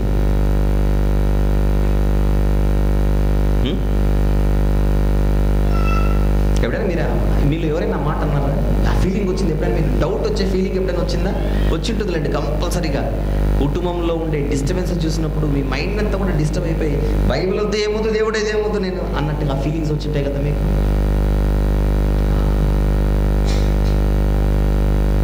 ఎంతమంది అయితే అవును అని మీ మనసు చెప్పిందో మీరు ఎవరో చెప్పనా? గలతీయులు, 21వ శతాబ్దపు గలతీయులు మీరు. Galatians living in the 21st century. Thank you brother అనకండి. ఎందుకంటే వాళ్ళకి మెడలో ఏమని వేసాడు? అవివేకులారా అన్నాడు. అంటే అది పొగిడినట్టు కాదు. ఎంత మంచి మాటలు చెబుతున్నాడు. ఎంత డెడికేషన్ ఆయన మాటల్లో మనకు. ఆయనలో ఉన్న కమిట్మెంట్, ఆయనలో ఉన్న డెడికేషన్, ఆయనలో ఉన్న భారం. నిజంగా దేవునికి ఈ మొదటి శతాబ్దంలో కనపడిన ఈ సూపర్ స్టార్లు వీళ్ళందరూ కూడా సూపర్ స్టార్సే. పౌలు ఒక సూపర్ స్టారే. జీవవాక్యమును చేత పట్టుకొని ప్రజల మధ్య ఎలా కనపడుతున్నాడు దేవునికి? జ్యోతిగా. జ్యోతి అంటే లైట్, లైట్ అంటే స్టార్. ఇంత కమిట్మెంట్, ఇంత భారం మనకు వస్తుందా చెప్పండి? ఇంత భారం మనకు వస్తుందా? రావాలి, రావాలి. నెక్స్ట్ మాట, 6వ వచనం. క్వశ్చన్స్ అయిపోయినాయి. 5వ వచనానికి క్వశ్చన్స్ అయిపోయాయి. ఎస్, 5వ వచనానికి ప్రశ్నలు అయిపోయాయి. ఇప్పుడు స్టేట్మెంట్స్ ఓపెన్ చేస్తున్నాడు. స్టేట్మెంట్స్. వచనం నంబర్ 6. ప్రతి మాటకు వీళ్ళు అబ్రహాముని తీసుకొని వస్తారు. ఎవరిని? ఎవరు? యూదులు. యూదులు ప్రతి మాటకు యూదులు ఏం చేస్తే అబ్రహాముని తీసుకుని, మేము అబ్రహాం పిల్లలం, అబ్రహాం పిల్లలం, అబ్రహాం పిల్లలం. సున్నతి మొదలైంది అబ్రహాంతోనే కదా. మరి సున్నతి మొదలైంది అబ్రహాముతోనే. ఆదికాండం 17లో ఉంటుంది, తీయాల్సిన అవసరం లేదు. సున్నతి మొదలైంది ఎవరితో? అబ్రహాం గారితో. మేము సున్నతి చేయించుకున్న వాళ్ళం, అబ్రహాం పిల్లలం అనేది వీళ్ళ వాదన. ఎందుకంటే వాళ్ళ ఫేవరెట్ క్యారెక్టర్ ఆయన. బైబిల్లో ఈ యూదులకు ఫేవరెట్ క్యారెక్టర్ ఎవరు? వాళ్ళకి అబ్రహాం గారు, దావీదు గారు, ఇలాంటి వాళ్ళు. అబ్రహాము మాకు తండ్రి. వీళ్ళు ఏం చెప్పుకుంటే వాళ్ళు చెప్పనా? ప్రజల మధ్యకి వెళ్ళి అబ్రహాం పిల్లలం అండి మేము. బాప్తిస్మిచ్చి యోహాను గారు కూడా ఈ విషయాన్ని లేవదీసి తిట్టాడు. గుర్తుందా మీకు? బాప్తిస్మిచ్చి యోహాను గారు, పరిసయ్యులు చాలా మంది బ్యాప్టిజం తీసుకోవడానికి వస్తే వాళ్ళతో ఏమన్నాడు? మత్తయి సువార్త 3వ అధ్యాయంలో, అబ్రహాము మాకు తండ్రి అని మీరు చెప్పుకొనిచున్నారే. తీద్దాం ఆ మాట.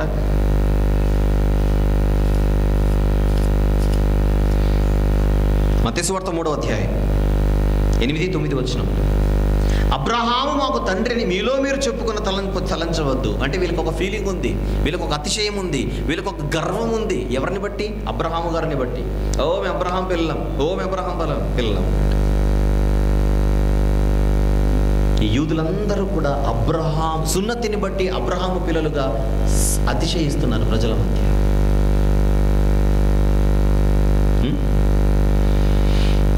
అందుకు ఆయన అంటున్నాడు, మీరు ఎప్పుడూ మాట్లాడే అబ్రహాం, ప్రతిదానికి మాటకు ముందు మాట వెనుక మీరు అబ్రహాం గారి పేరెత్తుతారే, మీరు ప్రతి మాటకు లేవనెత్తే అబ్రహాముని ఇప్పుడు నేను తీసుకొని వస్తాను, నేను చెబుతాను వినండి అంటున్నాడు పౌలు గారు. అబ్రహాము నీతిమంతుడా? అబ్రహాము నీతిమంతుడా? 100% నీతిమంతుడు. కానీ ఆయన నీతిమంతుడిగా పరిగణించబడడానికి ఆయన ఏం చేశాడు? అబ్రహాము దేవుని నమ్మెను, అది అతనికి నీతిగా ఎంచబడను. నోట్ దిస్ పాయింట్ అంటున్నాడు వాళ్ళతో. అబ్రహాము దేవునిని నమ్మెను, అది అతనికి నీతిగా ఎంచబడను. ఎక్కడుంటుంది మాట? ఆదికాండం 15వ అధ్యాయం తీద్దాం ఒకసారి. Genesis chapter 15. మర్చిపోకండి, 3rd చాప్టర్లో ఏ ఆర్గ్యుమెంట్ జరుగుతుంది? ద థియలాజికల్ ఆర్గ్యుమెంట్ కదా, సిద్ధాంతపరమైనటువంటి వాదన. వెళ్ళిపోతున్న డాక్ట్రిన్లోనికి వెళ్ళిపోతున్నాడు. ఇప్పుడు సీరియస్ అయిపోయింది సబ్జెక్ట్. 3rd చాప్టర్కి వచ్చేసరికి సబ్జెక్ట్ సీరియస్ అయిపోయింది. మొదటి 2 చాప్టర్స్లో పర్సనల్ ఇష్యూస్ మాట్లాడాడు. మళ్ళీ చెప్తున్నాను, మొదటి 2 అధ్యాయాల్లో చెప్పబడిన మాటలను దేని గురించి? ఎక్కువగా వ్యక్తిగతమైన విషయాలు మీ కంటికి కనపడతాయి. 3కి వచ్చేసరికి ఇంకా నో మోర్ పర్సనల్ ఇష్యూస్, అన్ని ఇంకా డాక్ట్రినల్ ఇష్యూస్ మాట్లాడుతున్నాడు. ఇప్పుడు డాక్ట్రిన్ ఓపెన్ అయిపోతుంది. ఇప్పుడు 6వ వచనంలో, గలతీ పత్రిక 3వ అధ్యాయము 6వ వచనంలో డాక్ట్రిన్ ఓపెన్ అయిపోయింది. ఇప్పుడు సిద్ధాంతం ఓపెన్ అయిపోయింది. ఎక్కడుంది చెప్పండి? ఆదికాండం 15వ అధ్యాయము 6వ వచనం. దేవుడు అబ్రహాముకు చెప్పిన మాటలు వినగానే అబ్రహాము దేవునిని నమ్మెను, ఆయనది నీతిగా ఎంచెను. అబ్రహాము దేవునిని నమ్మెను, అది అతనికి నీతిగా ఎంచబడెను. విషయం చెప్పమంటారా? ఏ సున్నతిని బట్టయితే అబ్రహాము పిల్లలమని వీళ్ళు డబ్బాలు కొట్టుకుంటుంటారు సమాజంలో. అందరు వింటున్నారా? ఏ సున్నతిని బట్టయితే మేము అబ్రహాం పిల్లలమని వీళ్ళందరూ చెప్పుకుంటున్నారు, అబ్రహామును దేవుడు నీతిమంతుడు అని ఎంచే సమయానికి ఆదికాండం 15వ అధ్యాయం చాప్టర్ 15లో ఉన్నారు. అప్పటికి ఇంకా అబ్రహాము గారికి సున్నతి అనే ఆజ్ఞే ఇవ్వబడలేదు. అది పౌలు గారి వర్షన్. ఇక్కడ సున్నతి గురించి మీరు మాట్లాడతారు కదా, సున్నతి గురించి అతిగా మాట్లాడతారు కదా మీరు. అబ్రహాముని తీసుకొని వచ్చి పంచాయతీలోనికి ప్రతి చిన్నదానికి అబ్రహాముని తీసుకొని వస్తారు. చూసారు, అబ్రహాము సున్నతి చేసుకున్నాడు, మేము సున్నతి చేసుకున్నాం, మేము ఆయన పిల్లలం. దాన్ని బట్టి ఆయన నీతిమంతుడు, దాన్ని బట్టి మేము నీతిమంతుడు. సబ్జెక్ట్ లేనోడి దగ్గర మాట్లాడితే ఇలా గేమ్స్ ఆడతాయేమో చెల్లుతాయేమో, కానీ సబ్జెక్ట్ ఉన్నోడు ఉన్నాడు ఇక్కడ. అప్పుడు ఆయన ఎత్తాడు సబ్జెక్ట్ని. ఎక్కడ ఇవ్వబడింది మీకు అబ్రహాముకు సున్నతి అనే ఆ ఒక ఆచారం, ఆజ్ఞగా ఎక్కడ ఇవ్వబడింది? Chapter number 17, not chapter number 15.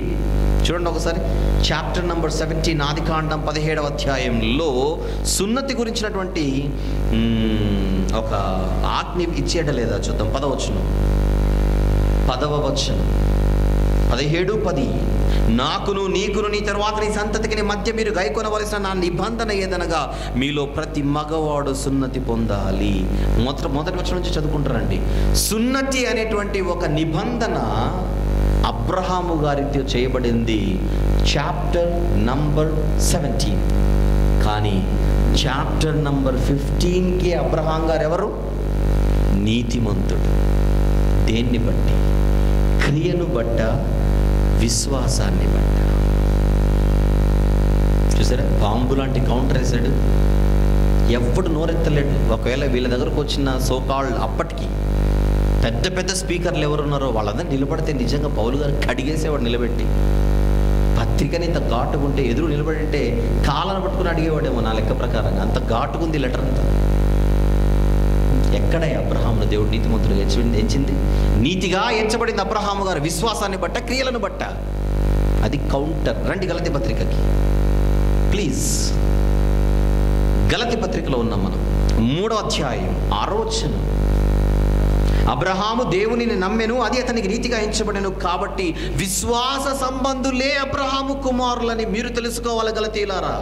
విశ్వాస సంబంధులు వాళ్ళొచ్చి సున్నతి చేసుకుంటేనే అబ్రహాం పిల్లలు అవుతారు అని వాళ్ళు చెబితే కాకమ్మ కథలు మీరు వినకండి. అయిపోయింది. యేసు ప్రభు రాకడతో ధర్మశాస్త్రానికి తెరబడింది. అది వాళ్ళకి తెలియాలి. మోసం చేస్తున్నారు వీళ్ళందరూ కూడా. బోధకులుగా పిలువబడేవారు గలతీయులు ఎంత భ్రమ పెడుతున్నారో చూడండి. ఓ వివేకులైన గలతీయులారా, మిమ్మును ఎవడు భ్రమ పెట్టాను అన్నాడా? మొదటి వచనంలో 3వ అధ్యాయం. మోసం చేస్తున్నారు మిమ్మల్ని, మోసం చేస్తున్నారు, మోసం చేస్తున్నారు. ఆ ప్రశ్న ఈరోజు 21వ శతాబ్దంలో ఉండే క్రైస్తవులందరికీ వర్తిస్తుంది. గలేషియన్స్ చాప్టర్ 3 వర్స్ నెంబర్ 1లో ఉన్న మాట ఏంటది? ఓ అవివేకులైన ప్రపంచ క్రైస్తవులారా, మిమ్మల్ని ఎవడు భ్రమ పెట్టాను.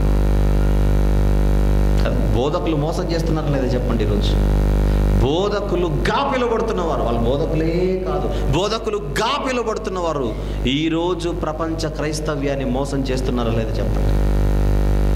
పిచ్చి పిచ్చిగా మోసం చేస్తున్నారు.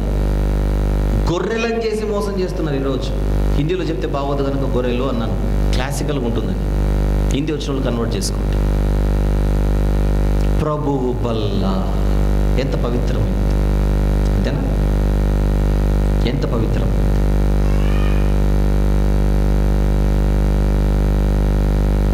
మనం బల్ల ఇచ్చేటప్పుడు ఒక ఆయన తాగి వచ్చాడు లోపలికి.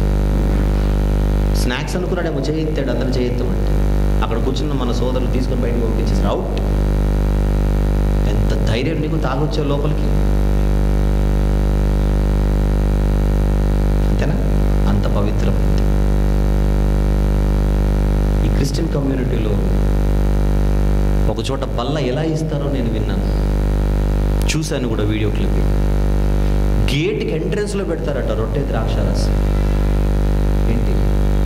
లోపల ఎంటర్ అవ్వగానే ఎవరైనా తీసుకోవచ్చు, ఎవరైనా తాగొచ్చు, ఎవరైనా తీసుకోవచ్చు. బయట సిగరెట్ దాకా వచ్చినోడు ఉంటాడు.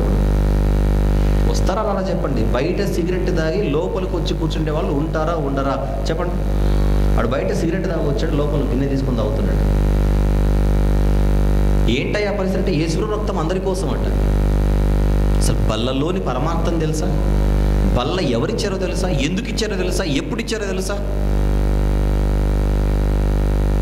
శిష్యులు ఎన్నో మార్లు 24 గంటలు తన ఎదురుగునే ఉండగా, తనతో పాటు తిరుగుతుండగా ఏ రోజు ప్రభు అయిన యేసు రొట్టె పట్టుకొని విరిచి తినమని చెప్పక, పులియని రొట్టెల పండుగలోనే ఎందుకు పట్టుకున్నాడు ఈ స్పెషల్ రొట్టె? అక్కడుంది పరమార్థం, అక్కడుంది పరమార్థం. నేను ఎప్పుడు చెబుతుంటాను, వాక్యం చెప్పేటప్పుడు ఒళ్ళు దగ్గర పెట్టుకొని చెప్పాలి, ఒళ్ళు దగ్గర పెట్టుకొని చెప్పాలి. వల్ల ఎవరైనా తీసుకోవచ్చు. బయట పొగ తాగొచ్చాడు లోపలికి, పేరు లోపల ప్రభుదాసు, బయట పొగదాసు. ఈ పొగదాసు లోపలికి వచ్చి బల్ల తీసుకోవచ్చా? ఎంత దారుణమైన పరిస్థితి ఈరోజు. మోసకరమైన మాయమాటలు ఈరోజు చెబుతున్నారు. మీరు దయచేసి ఆలోచించండి. ప్రభుదాస్ అనే పేరున్న వాళ్ళు ఎవరైనా ఉంటే నమస్కారం, మిమ్మల్ని అన్నీ అనలేదు. మాయ మోసం జరుగుతుంది ఈరోజు.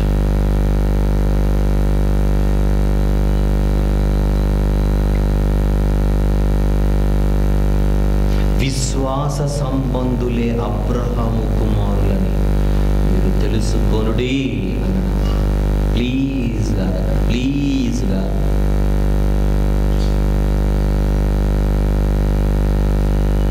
తెలుసు కదా. మొదటి అధ్యాయము 4వ వచనాన్ని మళ్ళీ మీ జ్ఞాపకాన్ని తీసుకొని వస్తున్నాను. మొదటి అధ్యాయము 4వ వచనం, మన తండ్రి అయిన దేవుని చిత్త ప్రకారము క్రీస్తు మనలను ప్రస్తుతపు దుష్టకాలంలో నుండి విమోచింపవలెనని మన పాపముల నిమిత్తము తన్ను తాను అప్పగించుకొనెను. ముందే చెప్పాడు ఆ మాట.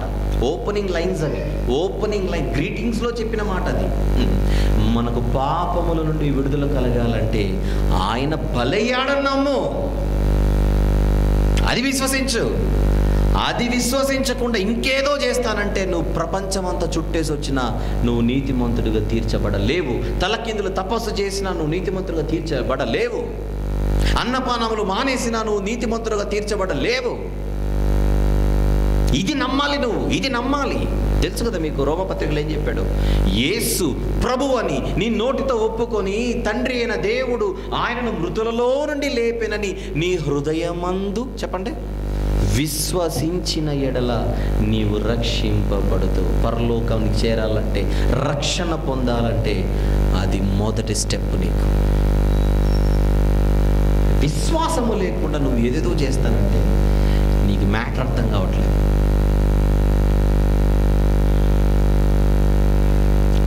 విశ్వాసము నుండి వీళ్ళని లాగేస్తున్నారు చూడండి తోడేళ్ళు. ఎవరిల్లు? గొర్రె చర్మము కప్పుకొని వచ్చిన క్రూరమైన ఎవరిల్లు? క్రీస్తు సిలువకు ఎవరు వీళ్ళందరూ? శత్రువులు. సిలువకు శత్రువు.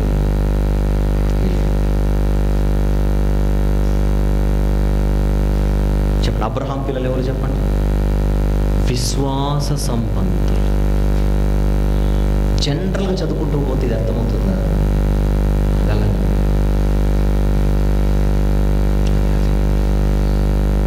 8వ వచనం, దేవుడు విశ్వాసమూలముగా, మీకు ఎన్నిసార్లు కనపడి అండర్లైన్ చేశాడు ఆ పదం, దేవుడు విశ్వాసమూలముగా అన్యజనులను నీతిమంతులుగా తీర్చునని లేఖనము ముందుగా చూచి నీ యందు అన్యజనులందరూ ఆశీర్వదింపబడుదురని అబ్రహాముకు సువార్త ముందుగా దేనికంటే ముందుగా, నేను అడుగుతున్నాను, దేనికంటే ముందుగా ప్రకటించాను. ముందుగా అంటే దేనికంటే ముందుగా? 17వ అధ్యాయం కంటే ముందుగా. సున్నతి అనే నిబంధన అబ్రహాముతో చెయ్యబడడం కంటే ముందుగా. అది ముందుగా అంటే మొన్న లాస్ట్ మంత్ అని కాదు. అక్కడ గలతీ పత్రిక పౌలు గారు రాసేటప్పటికి ముందుగా అంటే లాస్ట్ మంత్ అని కాదు, లాస్ట్ ఇయర్ అని కాదు, యేసు రావడం కంటే జస్ట్ ఒక నెల ముందని కాదు. ముందుగా అంటే ఆయన మాట్లాడుతున్న ఏ సందర్భం? అది సున్నతి నిబంధన సందర్భం. దానికంటే ముందుగా అబ్రహాముకు సువార్త ప్రకటించబడిందట. అబ్రహాముకు వచ్చిన సువార్త ఏంటి? నీ యందు కమాన్ అన్యజనులందరూ, ఇశ్రాయేలీలు కాదు, ఇశ్రాయేలీలు అనే ముచ్చటే లేదప్పటికీ. గుర్తుపెట్టుకోండి, ఇశ్రాయేలీయులనే సందర్భం అబ్రహాము గారికి 13, 14, 16, 15, 17లో కనపడుతుంది. ముఖ్యంగా 17 తర్వాత కనపడుతుంది ఆదికాండంలో. కానీ అబ్రహాముకి మొట్టమొదటి సువార్త వచ్చినప్పుడు లేఖనం ఆయనతో మాట్లాడుతూ చెబుతుంది, నీ యందు అన్యజనులందరూ ఆశీర్వదింపబడుదురు.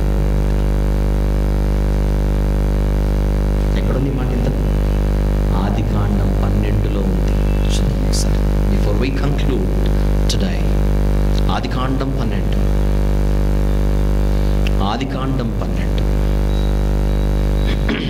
2వ వచనం, 2-3 వచనములు. నిన్ను గొప్ప జనముగా చేసి నిన్ను ఆశీర్వదించి నీ నామమును గొప్ప చేయుదును, నీవు ఆశీర్వాదముగా నందువు. 3వ వచనం, నిన్ను ఆశీర్వదించి వారిని ఆశీర్వదించేదును, నిన్ను దూషించి వారిని శపించేదును అని నెక్స్ట్ మాట ఉందే. భూమి యొక్క సమస్త వంశములు. దాని అర్థం ఏంటి? అన్యజనులందరూ అని అర్థం. ఒక్క జనాంగం గురించి మాట్లాడట్లేదు ఇక్కడ. భూమి యొక్క సమస్త వంశములు నీ యందు ఆశీర్వదింపబడను అబ్రాహాము అని అన్నాడు అక్కడ. భూమి యొక్క సమస్త వంశములు. అప్పటికి అబ్రహాముతో సున్నతి అనే నిబంధనే లేదు. ఇశ్రాయేలీల గురించి అసలు ప్రస్తావనే లేదు 12వ అధ్యాయం. ముఖ్యంగా ఇశ్రాయేలీల ప్రస్తావన కంటే ముందే అబ్రహాముతో ప్రస్తావించబడింది సమస్త వంశముల గురించి. అందులో ఎవరున్నారు? అన్యజనులు ఉన్నారు. నీ యందు అన్యజనులందరూ ఆశీర్వదింపబడుదురని అబ్రహాముకు ఏం ప్రకటింపబడెను? సువార్త. దేనికంటే ముందుగా? ఈ సున్నతి అనే నిబంధన కంటే ముందుగా. నీ యందు అన్యజనులందరూ ఆశీర్వదింపబడుదురని అబ్రహాముకు సువార్తను ముందుగా ప్రకటించెను. కాబట్టి విశ్వాస సంబంధులే విశ్వాసము గల అబ్రహాముతో కూడా ఆశీర్వదింపబడతారు. ఏ అబ్రహాం అంట? విశ్వాసము గల అబ్రహాం. విశ్వాసము గల అబ్రహాముతో ఆశీర్వదింపబడాలంటే ఎవరు ఉండాలట ఆయనతో? విశ్వాస సంబంధులు. సాతాను మాయ ఏంటి? క్రీస్తుకు దూరం చేసే పరిస్థితి ఈ బోధకుల ద్వారా తీసుకొని వచ్చాడు. ఈ బోధకుల ద్వారా తీసుకొని వచ్చాడు. ఎంత క్లిష్టమైన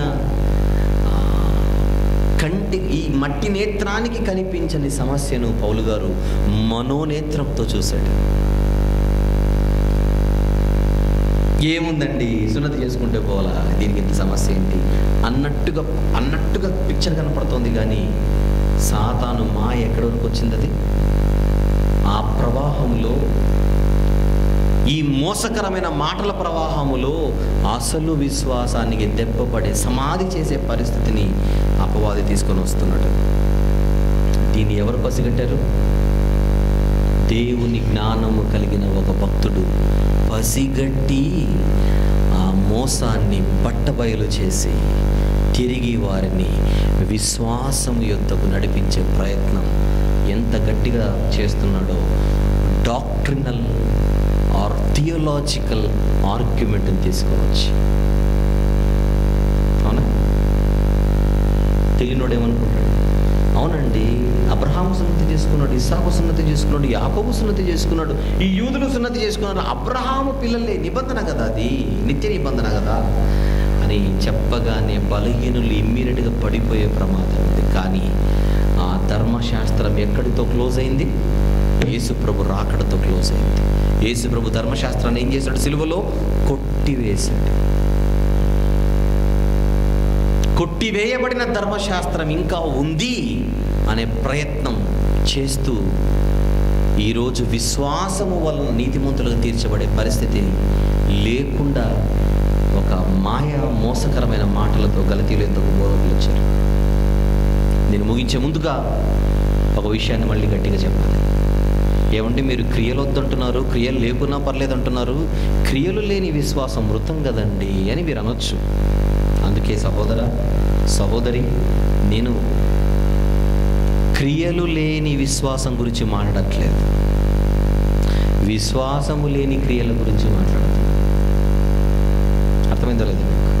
నేను మాట్లాడుతున్నది క్రియలు లేని విశ్వాసం గురించి కాదు. నా సబ్జెక్ట్ విశ్వాసము లేని క్రియల గురించి.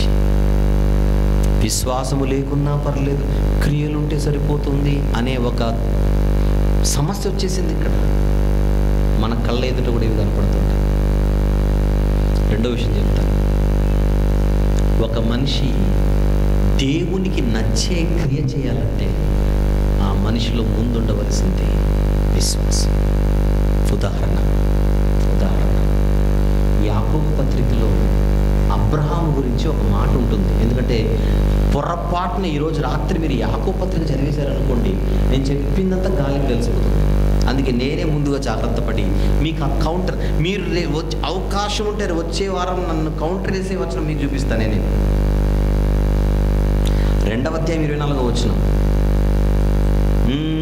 23వ వచనం. కాబట్టి అబ్రహాము దేవుని నమ్మెను, అది అతనికి రీతిగా ఎంచబడను, లేఖనం నెరవేర్చబడెను. తర్వాత 21 చూపిస్తాను. ఇప్పుడు 21 చూస్తే ఇప్పటివరకు నేను చెప్పిందంతా కూడా ఎంత వీక్ అయిపోయేట్టు కనపడుతుందో చూడండి. ఒకసారి 21 చదవండి. అంటే మీకు రాని డౌట్ నేనే వేసాను, మళ్ళీ నేనే మీకు హెల్ప్ చేశాను నా మీద దాడి చేయమని. అర్థమవుతుందా? 21 మన పితరుడైన అబ్రహాము తన కుమారుడైన ఇస్సాకును బలిపీఠం మీద అర్పించినప్పుడు అతడు క్రియల వలన నీతిమంతులను తీర్పు పొందలేదా? ఇప్పటివరకు నేను చెప్పిందంత పటాపంచలైపోయింది చూడండి. ఇది చదవగానే మీకు ఈరోజు డౌట్ రాదండి. మంగళవారం చదివితే డౌట్ వస్తుంది, ఎల్లుండి రేపు చదివితే డౌట్ వస్తుంది, ఈరోజు రాత్రి చదివితే డౌట్ వస్తుంది. 2:21 ఏముంది అక్కడ? అబ్రహాము తన కుమారుడైన ఇస్సాకును బలిపీఠం మీద అర్పించినప్పుడు అతడు క్రియల వలన నీతిమంతులను తీర్పు పొందలేదా అన్నాడు. కాబట్టి 23వ వచనం లేదా 22, విశ్వాసం అతని క్రియలతో కూడి కార్యసిద్ధి కలుగ చేశాను. క్రియల మూలముగా అతని విశ్వాసం పరిపూర్ణమైనదని గ్రహించు చెప్పుచున్నావు కదా, కాబట్టి అబ్రహాము దేవుని నమ్మెను, అది అతని నీతిగా ఎంచబడినను, లేఖనము నెరవేర్చబడేను, మరియు దేవుని స్నేహితుడని అతనికి పేరు కలిగినది. 24వ వచనం, మనుషుడు విశ్వాస మూలమున మాత్రము కాక క్రియల మూలములను నీతిమంతుడు ఎంచబడునని మీరు దీనివల్ల గ్రహించుతారని చెప్పాడు యాకోబు గారు ఇక్కడ. మరి నేను చెప్పింది ఏంటి, భిన్నంగా ఉంది ఇంతవరకు అని మీకు అనిపిస్తోంది. ఇప్పుడు అనిపించాలి కూడా. అబ్రహాం ఇస్సాకును అర్పించాడా? రూపకాలంకారంగా అర్పించేసినట్టే. కత్తి పడలేదు మెడ మీద, దేవుడు నీకు అర్పించినట్టే వదిలేసి అన్నాడు. క్రియ చేశాడా లేదా చెప్పండి? తీసుకొని వెళ్ళండి ఇస్సాకుని, బలి అర్పించినంత పని చేశాడు. అబ్రహాం ఇస్సాకును బలి ఇచ్చేశాడు. క్రియ. యాకోబు పత్రికలో ఏం చూస్తున్నాం? క్రియల వలన అబ్రహాం ఏమిగా తీర్చబడ్డాడట? నీతిమంతుడిగా. మరి నేనేం చెప్పాను ఇందా గలతీ పత్రికలో? విశ్వాసము వలన అబ్రహాము దేవుని నమ్మెను, ఆది అతనికి నీతిగా ఎంచబడేను, ఆది కాండం. ఆది అతనికి నీతిగా ఎంచబడేను రోమపత్రిక 4లో ఉంటుంది. ఆది అతని నీతిగా ఎంచబడేను గలతీ పత్రికలో ఉంది. మరి వీటన్నిటికీ భిన్నంగా యాకోబు పత్రికలో ఏదో డిఫరెంట్గా ఉంది ఏంటి? 21వ వచనం 2వ అధ్యాయంలో క్రియల వలన కదా అంటున్నాడు ఈయన. అంటే యాకోబు గారికి పౌలు గారికి సరిగా సంబంధాలు లేవేమో అని అనుకోకండి. అందుకే హాఫ్ నాలెడ్జ్ ఎప్పుడు ఉండకూడదు. ఈ హాఫ్ నాలెడ్జ్ ఉన్న వాళ్ళు ఇలాంటివన్నీ చూసి మనల్ని డిస్టర్బ్ చేసే ప్రయత్నం చేస్తారు. ఒక చిన్న మాట అడుగుతాను, చెప్పండి, మీకు మ్యాటర్ అర్థమైపోతుంది.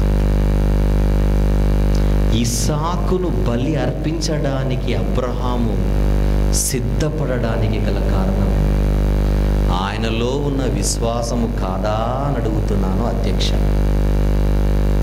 ఎసర్ను విశ్వాసమే గనక లేకపోతే అబ్రహాములో నుండి క్రియ వచ్చేది కాదు. అవునా? క్రియ చేయడానికి అబ్రహాములో ఉన్న డ్రైవింగ్ ఫోర్సే ఫెయిత్. యాకోబు పత్రిక కంటే ముందు ఒక పత్రిక ఉంది, దాని పేరేంటో చెప్పండి. బైబిల్ క్విజ్ అండి, చెప్పండి.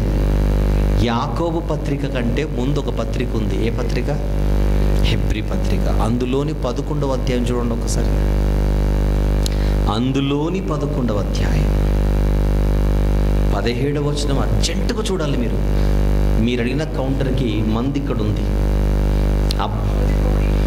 11, 17వ వచనం హెబ్రీ పత్రిక. అబ్రహాము పరిశోధింపబడి, అది అక్కడ అంతేనా? శోధింపబడి అంటే కదా టెస్టెడ్ అని. అబ్రహాము పరిశోధింపబడి, కమాన్, దేనిని బట్టి? విశ్వాసమును బట్టి ఇస్సాకును బలిగా అర్పించెను. విశ్వాసము లేకుండా కాదు ఆయన బయలుదేరింది. ఆయనకు ఒక విశ్వాసం ఉంది. ఏమిటా విశ్వాసం? ఇస్సాకు వలన నైనది సంతానం అనబడిన ఎవరికి చెప్పబడెనో ఆ అబ్రహాము మృతులను సైతము లేపుటకు దేవుడు శక్తిమంతుడని ఎంచిన వాడై, విశ్వసించిన వాడై తన ఏక కుమారుని అర్పించడానికి బయలుదేరి ఉపమాన రూపముగా తనని మృతులలో నుండి మరలా పొందాడు. అర్థం చేసుకుంటున్నారు మీరు? అబ్రహాము క్రియల వలన నీతిమంతుడిగా ఎంచబడ్డాడు యాకోబు గారు అని చెప్పారు. కానీ క్రియల కంటే ముందు అబ్రహాంలో ఏముంది చెప్పండి? విశ్వాసం. అంతేనా? కానీ విశ్వాసానికి ఏం యాడ్ అయింది? క్రియ యాడ్ అయింది. అప్పుడు ఆయన నీతి పరిపూర్ణమైంది. మరి గలతీ పత్రికలో జరుగుతున్న ఆర్గ్యుమెంట్ ఏంటి? విశ్వాస సంబంధమైన క్రియల గురించి కాదు గలతీ పత్రిక. యాకోబు గారు మాట్లాడుతున్న క్రియ ఏదైతే ఉన్నదో అది విశ్వాస సంబంధమైన క్రియలు. పౌలు గారు గలతీ పత్రికలో మాట్లాడుతున్నది విశ్వాస సంబంధమైన క్రియలు కాదు, ధర్మశాస్త్ర సంబంధమైన క్రియలు. అది డిఫరెన్స్. మీకు అది తెలియదు అనుకోండి, ఇది అది మీకు వేరువేరుగా కనపడి బైబిల్ కాంట్రాడిక్ట్స్ బైబిల్. బైబిలే బైబిల్ని విరోధిస్తుంది, లేకపోతే బైబిలే భిన్నంగా బైబిల్కి మాట్లాడుతుంది అనే ఒక తప్పుడు సంకేతాలు మీకు వచ్చేస్తాయి. సమాజంలో చాలామంది ఈరోజు సగం సగం చదివి బైబిల్ని తప్పు చెప్పెట్టే ప్రయత్నం చేస్తున్నారు. వాళ్ళందరికీ ఇలాంటి రెఫరెన్స్లే దొరికేది. వాళ్ళందరికీ ఇలాంటి రెఫరెన్స్లే దొరికేది. క్రియల వలన కాదు, విశ్వాసం వల్ల అంటున్నాడు పౌలు. విశ్వాసం ఒకటి కాదు, క్రియలు ఉంటేనే బాగుంటుందని యాకోబు అంటున్నాడు. పౌలు చెప్పిన దానికి యాకోబు చెప్పిన దానికి ఎంత తేడా ఉందో అనండి. మీకు తెలుసో తెలీదో మీకు క్వశ్చన్ చెప్తాను. చాలామందికి పౌలు పత్రిక యాకోబు పత్రిక అర్థం కాక మీరు ఆశ్చర్యపోయి నవ్వుకునే ఒక విషయం చెప్తాను. ఇదే క్రైస్తవ సమాజంలో ఒక వర్షన్ ఉంది. ఆ వర్షంలో ఏం చెప్తారో చెప్పన, పౌలుకి యాకోబుకి పడదని తెలుసా? ఇదే క్రిస్టియన్ కమ్యూనిటీలో ఒక వర్షన్ ఉంది, ఒక బాణి ఉంది. అదేంటి చెప్పంటారా? పౌలుకి యాకోబుకి పడద్దు. ఎందుకు అనంటే పౌలు చెప్పింది ఒకటి, యాకోబు చెప్పింది ఒకటి. పౌలు చెప్పింది క్రియలు లేకున్నా పర్లేదన్నాడు, యాకోబు మాత్రం క్రియలు ఉంటేనే సెట్ అవుతుంది అన్నాడు. అందుకే వీళ్ళిద్దరికీ పడదంటారు. అమాయకులారా, అవివేకులారా అని మీరు వారిని చూసి ఏమనుకోవాలి? పౌలు చెప్పింది ధర్మశాస్త్ర సంబంధమైన క్రియల గురించి, యాకోబు చెప్పింది చెప్పండి విశ్వాస సంబంధమైన క్రియల గురించి. నీకు మీ పక్కింటోడికి పడదేమో, అది నీకు 24 గంటలు ఎవరితో ఎవరికి నీకు పడదు కనుక వాళ్ళని చూసినా అదే తెలుగులో ఒక సామెత ఉంటుంది, పచ్చ కామెర్లు ఉన్నోడికట చెప్పండి లోకమంతా పచ్చగానే కనపడుతుందంట. కొన్ని కేసులు ఉంటాయి, కొన్ని జీవితాలు అంతే, ఎప్పుడు ఎవరితో పడదు, ఎప్పుడు తిట్టుకోవడాలు కొట్టుకోవడాలే, 24 గంటలు ఎవరితో పడదు.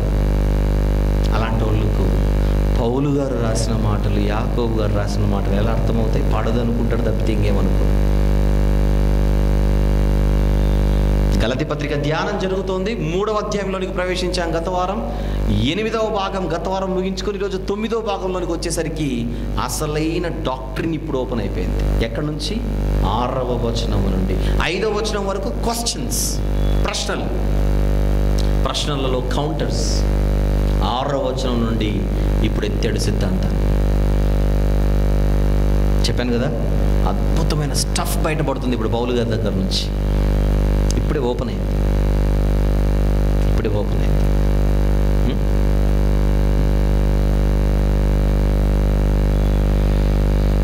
అబ్రహాము పిల్లలుగా భూమి మీద బతకాలి. అబ్రహాము పిల్లలకే చెప్పాలి పరలోకం. ఎవరు అబ్రహాం పిల్లలు? క్రీస్తును విశ్వసించిన వారే అబ్రహాం పిల్లలు. ప్రపంచంలో చాలామంది యేసుని విశ్వసించట్లేదు. వాళ్ళు ఎటువంటి పరిస్థితుల్లో అబ్రహాం పిల్లలు కానే కాదు. విశ్వసించి విశ్వాస సంబంధమైన క్రియలు వాళ్ళ జీవితాలలో కనబడాలి. అసలు క్రీస్తే అవసరం లేదు, ఆయన పైన విశ్వాసమే అవసరం లేదు, ఏవో క్రియలు చేసేసి పరలోకం కొడదామంటే there is no short cut at all. పరలోకానికి షార్ట్ కట్లు లేవు. ఒకే ఒక మార్గం పేరే ప్రభువైన యేసుక్రీస్తు. నువ్వు విశ్వసిస్తే నీకు మంచిది, లేదంటే గుడ్ నైట్ అని చెప్పండి, గుడ్ బాయ్ అని చెప్పండి. అంతకుమించి ఏం చేయలేదు, ఇంతకంటే ఎక్కువ ఏం చెప్పాలి? ఆలోచించండి. వచ్చే వారం 10వ భాగం చెబుతాను, 10వ వచనాన్ని ఎత్తి. అంతేనా? నెక్స్ట్ 10th అయినా ఉండేది. Right, thank you. ఎవరు మిస్ అవ్వకండి, రెగ్యులర్గా రండి, పత్రిక పరిపూర్ణంగా అర్థం చేసుకోండి. ఈ సమయంలో యవనస్తుల ముందుకు వచ్చి పాట పాడుచుండగా మనము దేవుని సేవ నిమిత్తం కానుకలు సమర్పిద్దాం.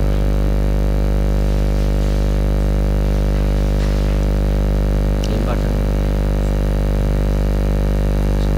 ఆరాధన పాట.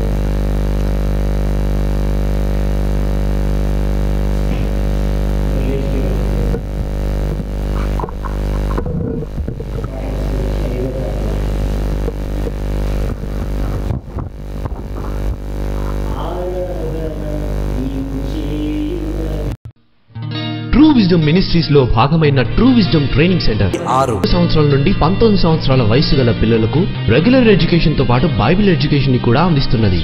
వీటి వివరములు మరియు మా ఇతర పరిచర్య వివరములను మా అఫీషియల్ వెబ్సైట్ www.truewisdomtv.com లో పొందగలరు. బ్రదర్ ఆర్ వంశీ గారు మాట్లాడిన ఎన్నో అద్భుతమైన ప్రసంగాల డివిడీలు సిద్ధంగా ఉన్నాయి. డివిడీల కోసం మీరు సంప్రదించవలసిన ఫోన్ నంబర్లు 04065554355 లేదా 8106882392.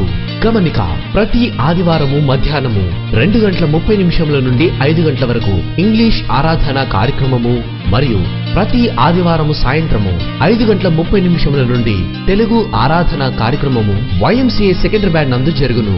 అందరూ ఆహ్వానితులే.